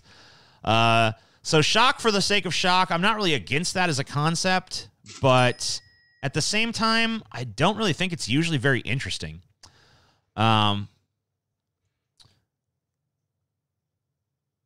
Downright Superb gave $5 and says, Dems say it's about rule of law. Well, they don't care about the Constitution, says Congress has to declare war. Yeah, neither party cares about that anymore. Bernie Sanders tried to get them to care about that, and Trump vetoed it. So, Akus gave $5 and says, hey, TJ, remember the Cold Pockets video where you slice your wrist in the tub? Can you reshoot it, only this time actually slit your wrist? Why would you give me $5 if you hate me so bad you want me dead? So it doesn't make sense to me. The Robot Chicken MLP gave $5 and says, in the DP days, you expressed admiration for Milo Yiannopoulos, knowing that a lot of anti-SJWs are just grifters. What would you say about him now? I don't really have anything to say about him now. I don't even know what he's up to. I don't even know if he's still making content. Last I fucking knew of him was... in the immediate aftermath of the cancellation, he just kind of vanished, and I haven't really heard of him doing anything since. But then again, my finger's not very much on the pulse, so maybe he's still out there doing something. Mofo Jenkins gave $5 and says, people are not wearing masks, are croaking, and croaking will probably lead to an increase in the collective IQ of the country. Always look on the sunny side. Okay, so I gotta say, I was watching a fucking a story earlier. It was on Secular Talk's channel, actually. And he got in, he's like, guys, I want to tell you about a heartbreaking story. And then the news, he played a news clip, and the news clip is like, guys, we got to tell you about a heartbreaking story. And this is a heartbreaking. I must have heard the word heartbreaking like 5 or 6 times. Well, that might be an example. At least 3 times. But I think more. And this is the story that supposedly is heartbreaking. A guy who was 30 years old went to a COVID party where people go to someone's house that has COVID and hobnob and party together so that they can get COVID, I guess to just like show that COVID's no big deal. And then that guy died. The 30-year-old guy who went to the party died of COVID. That's a heartbreaking story. Now, I don't know if there, maybe maybe I'm just a sociopathic fucking piece of shit that doesn't have proper sympathy for my fellow man, or maybe I just don't fucking fully appreciate the factors that, brought this person to this misguided fucking worldview. Maybe I don't know what maybe it's like elitism on my part or something, but when I hear that story, it's not so much heartbreaking as it is hilariously funny. Yeah, if you're a dipshit who's like, I'm going to go to a fucking party, a COVID party, to show how bullshit COVID is, and then you get COVID and you die, I don't find that fucking heartbreaking. Sorry. No, maybe if I knew you, I'd find it heartbreaking. Maybe if I saw a photo of your mom crying over your fucking gravestone or something, or I saw an interview with, like, you know, he was a good guy and, you know, he helped me a lot. You know, like, maybe if I saw that, I'd change my tune. But based on just the raw facts of the case, just the simple, like, here's what happened, I gotta say, just on that level, not heartbreaking for me. Just 100% funny. Am I a piece of shit? I don't know, probably, but that's how I feel. I'm not gonna lie. Blah, blah, blah, blah. Mask. Yeah. Marijuana, $4.99. When was the last time you saw Skull or Potty in person? Basically wants to know, because me and Scotty and Paul have been doing the show, Deep Fat Fried, our show. If you can subscribe to it down there if you're not. We've been doing that remotely for a number of months now due to COVID-19. So when was the last time I saw them in person? I last saw Scotty in person today. I went to go pick up a check from his house. We maintained social distance and stuff, but I did see him. Paul, I haven't seen in person for about, I want to say it was about a month and a half ago or something like that, where he came to my door to drop off his dog because his dog gets haircuts from my wife, who is a dog groomer by trade. So that was the last time I saw him in person. And it's kind of weird because normally we'd hang out like all the time. So it's kind of a bummer, and I hope that this fucking COVID shit does wrap up soon. I know it's probably not going to. I know we've got a while yet, especially, because we've so botched this attempt at flattening the curve. But, yeah. I think it sucks. This just in, COVID-19 sucks. You heard it here, folks. Aku, cold pocket. Yeah, okay, I read that. Let's see. I keep losing my place. Here we go. Do you think Trump will try to stick around if he loses? It would be funny to see him get shuffled out. This from Jehoshaphat Davey for $5. Do I think Trump will try to stick around if he loses? Yeah, I don't know. I wouldn't put it past him. Downright Superb gave $5 and says, I'm an atheist that thinks abortion is immoral. An embryo isn't an amorphous blob. It's a growing human with its own DNA. I am pro-choice to protect victims. That's the stupidest goddamn shit I've ever heard in my life. But, thanks for the money. So, I mean, by that logic, like, my cum's a potential human being. So is every load I spill on the ground or wipe off my belly with a fucking sock, is that, like, murder? You say, oh, that's not just fucking light. That jizz could one day be a human being, man. One of those little sperms floating around in there could have one day had a fucking home address. Could have one day had a Netflix subscription. Like, who cares? Like, we don't fucking... There's tons of, like, there's near infinite amounts of potential people who will never get a chance to be. I think it's like mourning that is like the stupidest thing ever. Treating women like they're fucking, like, it should be like the second that you got a fertilized egg in you no longer have any autonomy over your own body. You now must mandatorily carry this for 9 months and then, either give it up for adoption or take care of it for the next at least 18 years. Stupid. It doesn't make any sense. It's totally irrational position. Just fucking kill the damn thing. Suck it out. Throw it in the damn trash or inject the stem cells into some cripple and watch them walk again. I don't give a fuck. That's science. Zavi no one, or is it Zavi Noon? I don't know.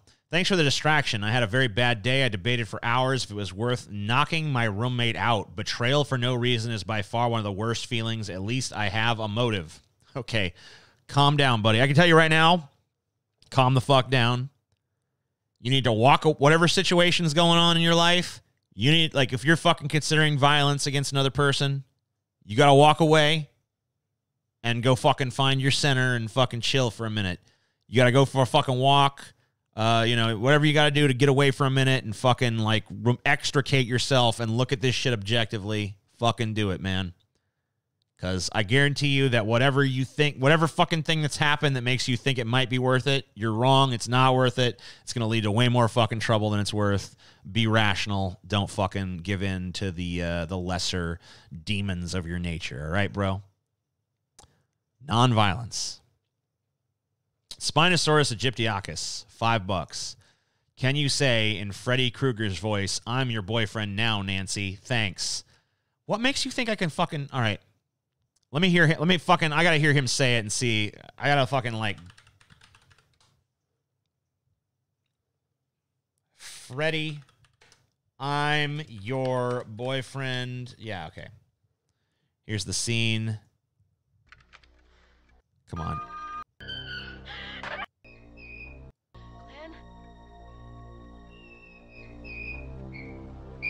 Okay. Call.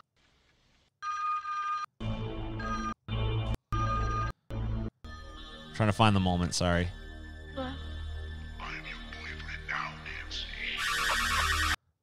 All right, he kind of whispers it.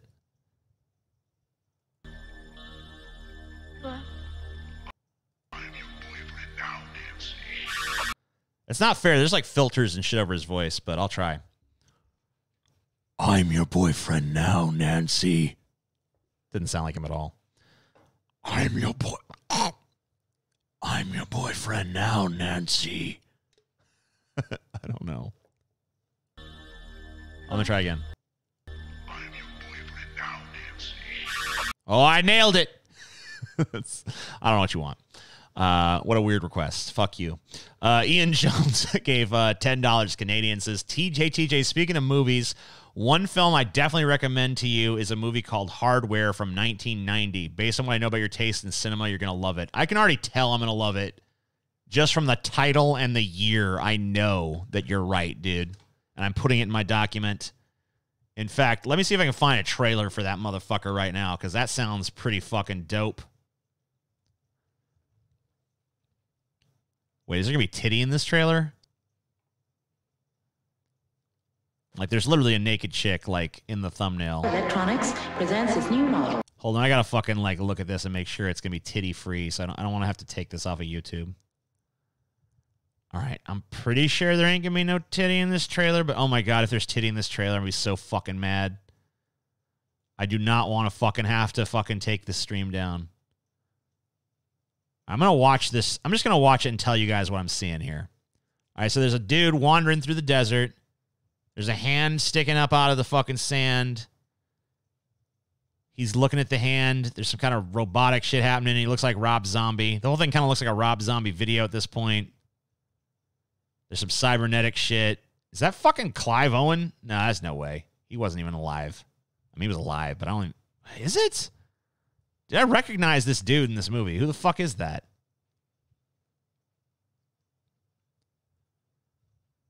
Dude looks kind of like Clive Owen, but he might be someone else. It's kind of hard to see. That's fucking... No. Wait, that's not... Is that fucking... The fucking Shane from fucking Walking Dead? Or who is this dude? I know this dude's fucking face, man. All right, you guys tell me if... Am I fucking crazy here? Do I know this dude's fucking face? Like, the quality is kind of shit, so I can't really fucking 100% tell. Merry Christmas, baby. Merry Christmas, baby. Who the fuck is that? That's somebody, man. I know that's fucking somebody. Or he looks like fucking somebody. Who the fuck am I looking at here? Dylan McDermott? I'm seeing Dylan McDermott. I'm also seeing John Bernthal. I guess I'll just fucking go to IMDb. It's not that fucking hard to do. Let's fucking see who the fuck this motherfucker is. Yeah, 1990. Oh, it's Richard Stanley movie. Okay. That's pretty dope. It is Dylan McDermott. I guess Iggy Pop is in it too. Yeah, this movie's going to be dope, dude. I'm going to fucking watch the shit out of this. This sounds like a goddamn masterpiece, man. Nick Cage? Ain't no Nick Cage in this motherfucker, dude. Ain't no motherfucking Nick Cage up in this motherfucker. You crazy. Don't be crazy. Anyway. Ain't no Nick Cage up in this motherfucker. Yeah, I know. I just said Iggy Pop was in the fucking movie. I just said that shit. Anyway. That is neither here nor is it there.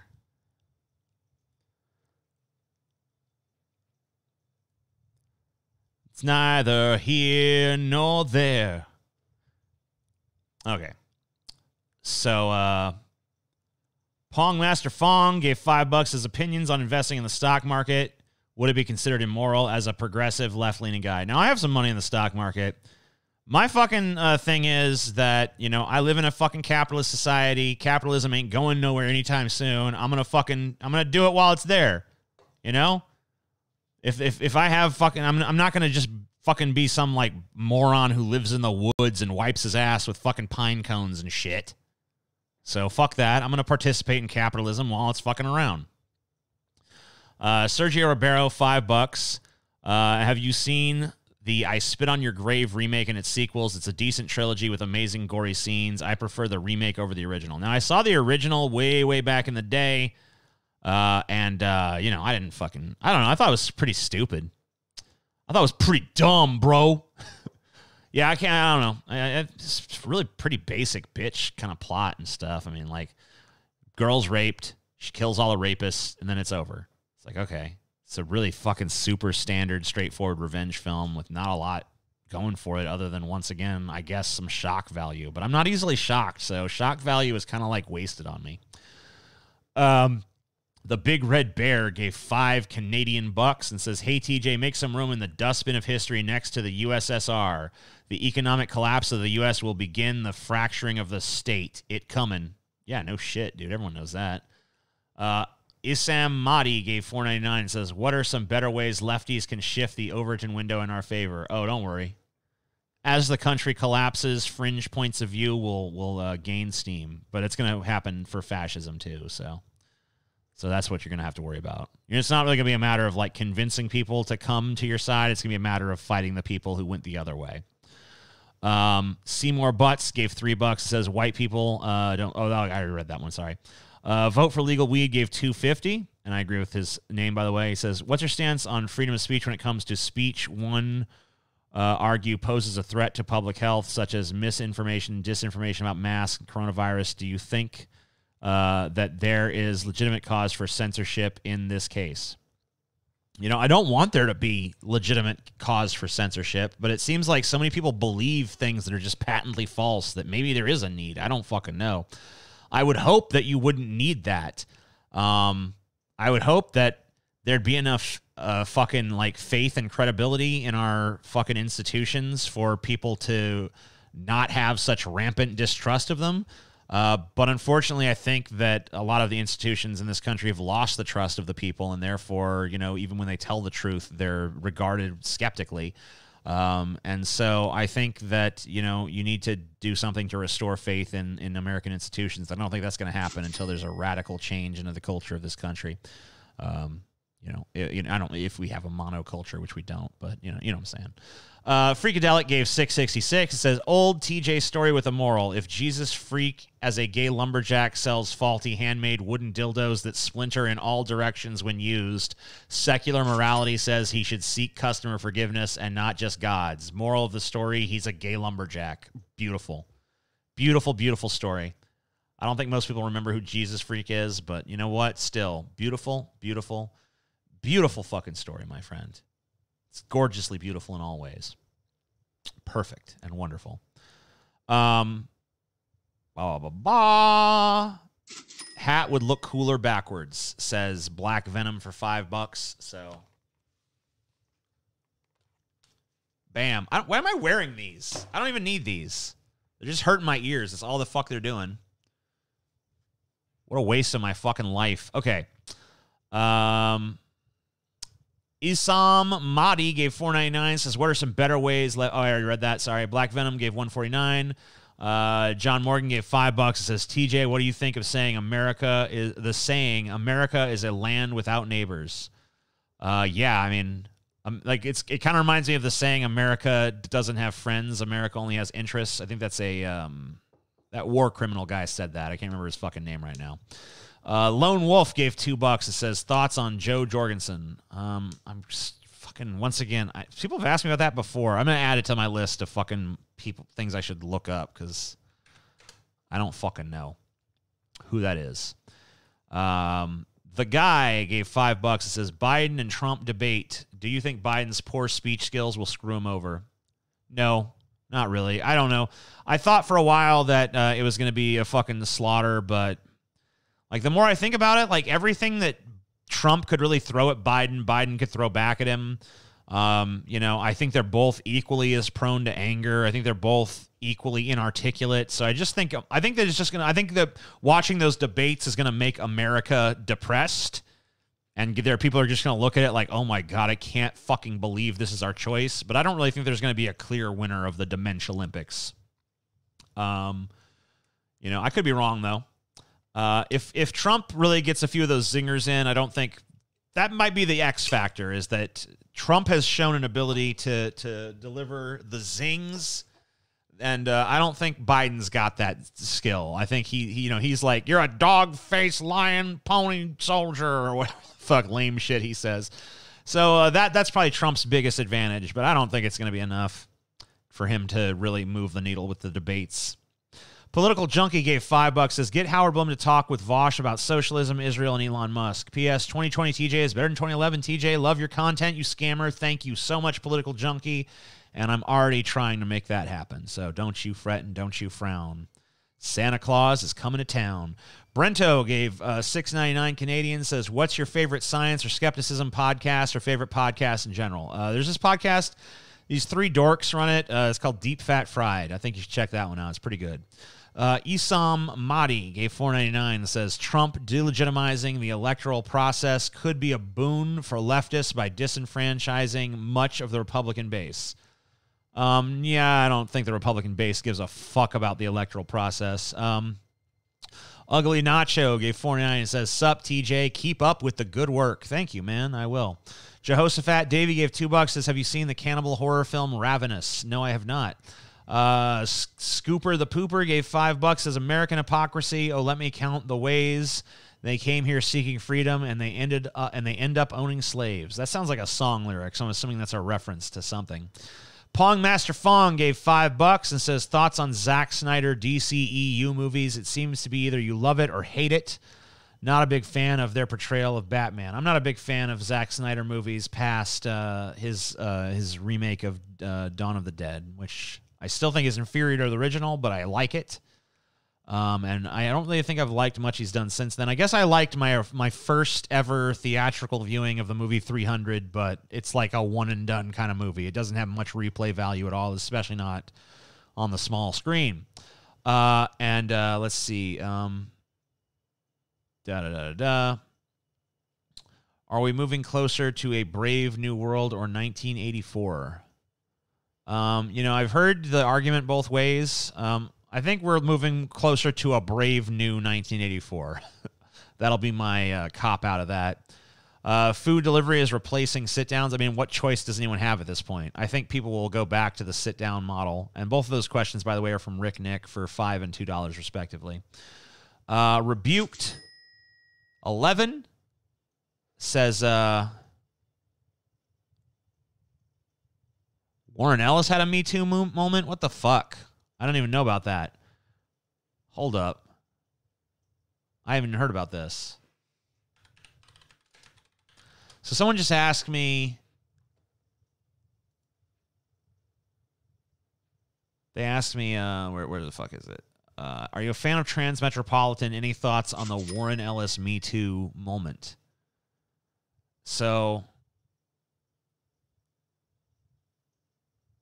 I'm going, yeah, I mean, I fucking love Transmetropolitan. Like 100%. And it's written by this dude named Warren Ellis, who's a pretty dope-ass writer, but I guess a fucking rampant sexual misconductor as well. What are the Warren Ellis allegations? Over 60 women accuse author of sexual misconduct. What the fuck, dude? Comic book author Warren Ellis, sexual misconduct by 60 women and 9 binary individuals. Group has launched an extremely thorough website titled So Many of Us, which documents their experience with Ellis, who they claim used his position in the industry to coerce them into romantic and sexual relationships, and what they are calling his pattern of emotionally abusive behavior documented across more than 2 decades. Ellis is known for writing the comics. Transmetropolitan Authority denies consciously coercing or manipulating anyone, but apologized for his mistakes. Blah, blah, blah, blah. Pursued concurrent sexual relationships with a large number of his female fans, some dating back to the early 2000s. They claim the writer lied about his relationship status at one point in 2009, was maintaining 19 relationships simultaneously while hiding them from his long-term partner. Part of the group's statements read, from our accounts and others who've come forward, there is clear evidence of Warren Ellis using a celebrity status and vast public platform as catalyst and shield to manipulate and groom targets under false pretenses and to coerce private pornography and sexual exchanges. It continues, over 20 years, femme-presenting people, often between the ages of 19 to 26, were impacted by this pathological behavior. We were all under an elaborate illusion, believing we had a friend, a mentor, and a partner in this man. So many of us compiled different accounts from different women about their experience with Ellis, all claim that under the guise of mentorship and camaraderie, Warren Ellis insinuates himself into his target's daily lives, building trust and forming patterns of attachment. Once the target thinks of him as their best friend or trusted confidant, he escalates the relationship into sexual territory.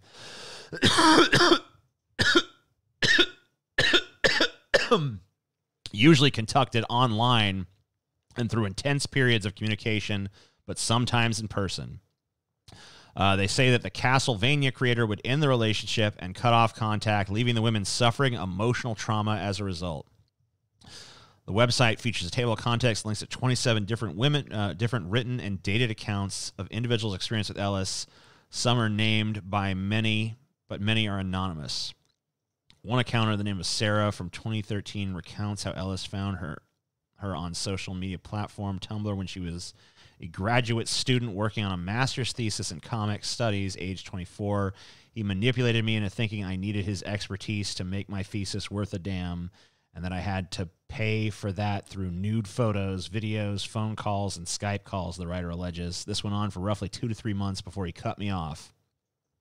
Another anonymous account submitted recounts how Ellis found her on LiveJournal and Twitter in 2009, where he proceeded to groom me, sharing sexual fantasies. She explained, he told me I was a surreal beauty and trouble and the first woman to make him want to be sexual again.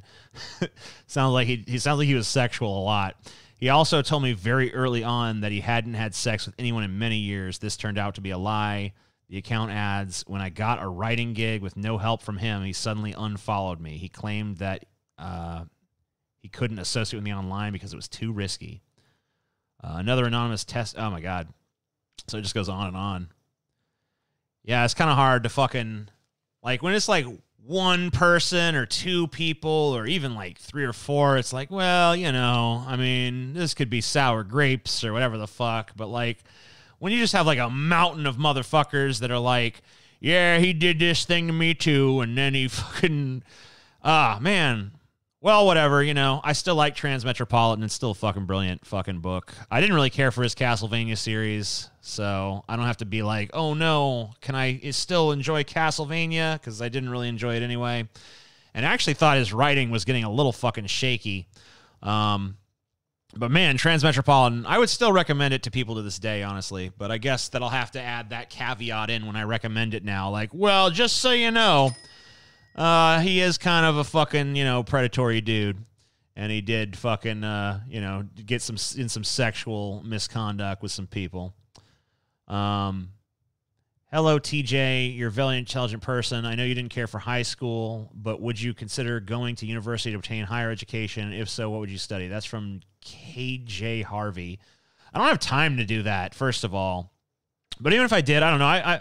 I definitely am trying to expand my independent studies. You know, I don't know. I'm trying to get back into reading, but it seems like that's not going to happen. So at least I'm going to try to watch more educational stuff and maybe try to listen to some more audiobooks. But I need to figure out some way to fucking actually get more into the habit of doing that, you know? Blah, blah, blah. Isaiah 2499 gave $2. His thoughts on a Singapore-style healthcare system? I don't know. I'm not familiar with theirs. Slippa gave £5. Says, are you a fan of... Oh, that's already the one I just reacted to. NX Troot gave $6.66. Says, how do you feel about the lack of coins / cashless society talk that's been surfacing lately? Are we close to purely digital currency? You know, I don't really mind dollar bills that much, but coins I fucking hate. You know, when I was in Europe and I was forced to use a lot more cash because, you know, credit cards don't always necessarily work in different parts of the world.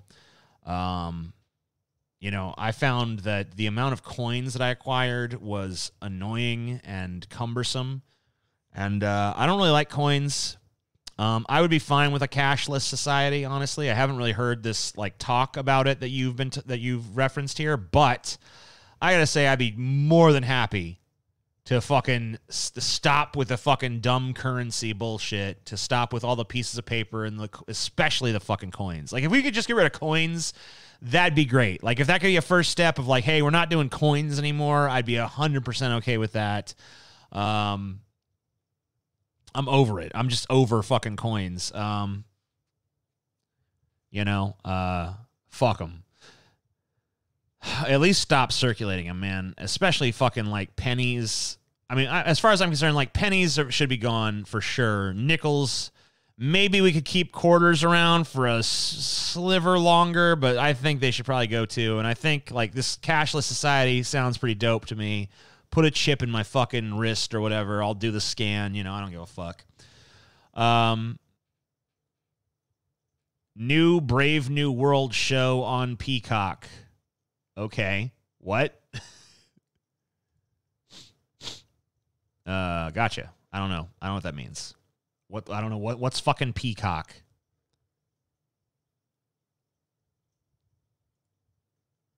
I think that's it.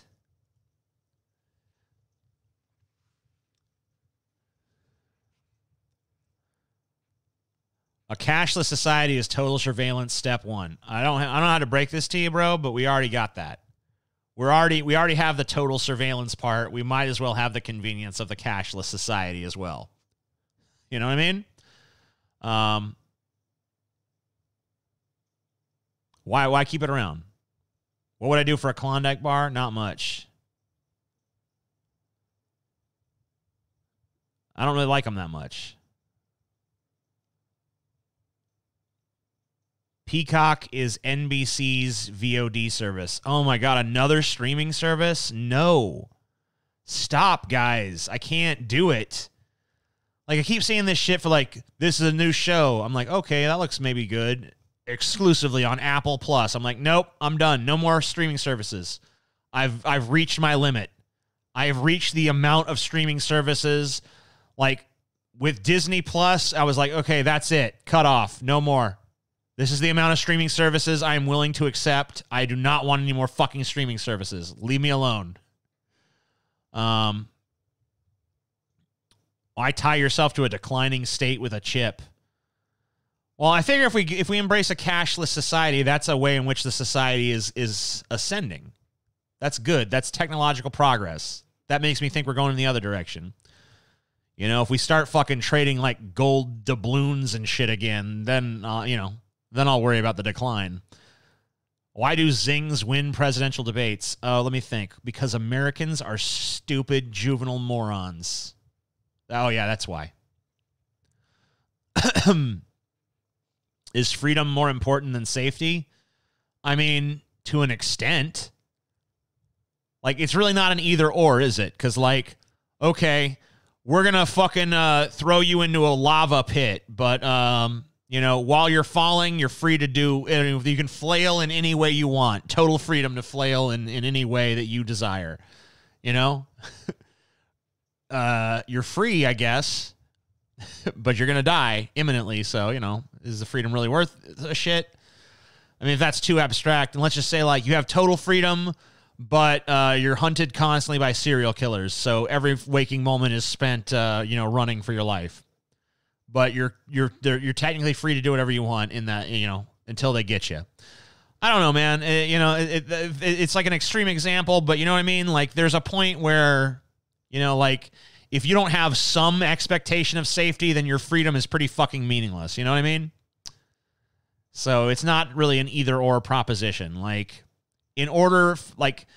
freedom is contingent on safety to some extent, Obviously, if it comes right down to it, I would rather maximize freedom and be a little less safe. But if it's like, hey, you can have total freedom, but it's also, like, really fucking dangerous, and you're probably going to only, live a few days before you're killed or die somehow, then, maybe not so great at that point. What do we do if Trump wins a second term? I don't know. I mean, fucking keep on keeping on, I guess. It's whatever. It's not the end of the world. I mean, I don't know. Maybe it is. But at this point, who would even care? Anyway, thank you guys for tuning in. I appreciate y'all. I'm going to fucking call it quits for the night. But I thank you all for watching. Hope you guys enjoyed. And I bid you all adieu. Oh, shit. I got another guy who came in here. COVID has brought me out the socio/psychopath in me. I also found the COVID party story funny. Why should I feel bad for people that dumb? Right? Exactly. Why should we? Anyway, thank you guys for watching. I'm going to leave before anyone else donates and compels me to stay any longer. So hope you enjoyed. If you enjoyed it, please share it around with anybody that you think might also enjoy it, because YouTube certainly is not going to put me in front of new eyeballs. So it's up to you guys. I thank you for anybody you could fucking share this with and let them know that this is something worth watching. Or if you think, like, maybe this one sucks, but you think that maybe they'd get into my channel some other way, you can show them whatever fucking playlist you want or whatever the fuck. But, no, don't go, TJ. Why not? Why the fuck can't I go? I want to go watch TV and stuff, man. I'm tired of this. You know what I mean? I don't have anything else to discuss. I just want to chill now. But I'm glad that I guess it's good to leave you wanting more, right? I'd rather you be like, please don't go, rather than, all right, see ya, fuck off, who cares? But yeah, man, it's time for me to go. It's time for me to fucking, I can't do these. Like, I know some people out there do like these 5-6 hour streams and shit, and maybe that'll happen occasionally, but, I can't do that every fucking night. You know what I mean? But, if you guys want, I'm going to try to come back again tomorrow or the next day for a little bit more. So you guys won't have to wait too long. And if you can, any of you guys not subscribed to Deep Fat Fried, you can always go subscribe to that and go watch some of the shit over there. I don't know why you're not all subscribed to that. You definitely should. OnlyFans Banana Time. Oh, yeah. I'm working on the OnlyFans. It's going to be a whole plethora of fruit. The entire gallery. It's going to be... we're going to start with grapes, and then we're going to work our way up all the way to fucking, pineapples and, big fucking crazy whatever the fuck. I don't know what's bigger than a pineapple, but we'll find some crazy shit. Don't you worry. Maybe I'll shove all of Stonehenge up my ass for your amusement. It'll be great. Yeah. That's it. thank you for watching. If you like to give it a thumbs up, please remember to share it with somebody, because I need your help to fucking spread the word that I make shit. Because YouTube don't tell nobody. YouTube doesn't put me in front of them fresh eyeballs like you can. So, thank you. Good night. Fuck off. Have a good one. And, keep on keeping on and all that bullshit. Bye-bye.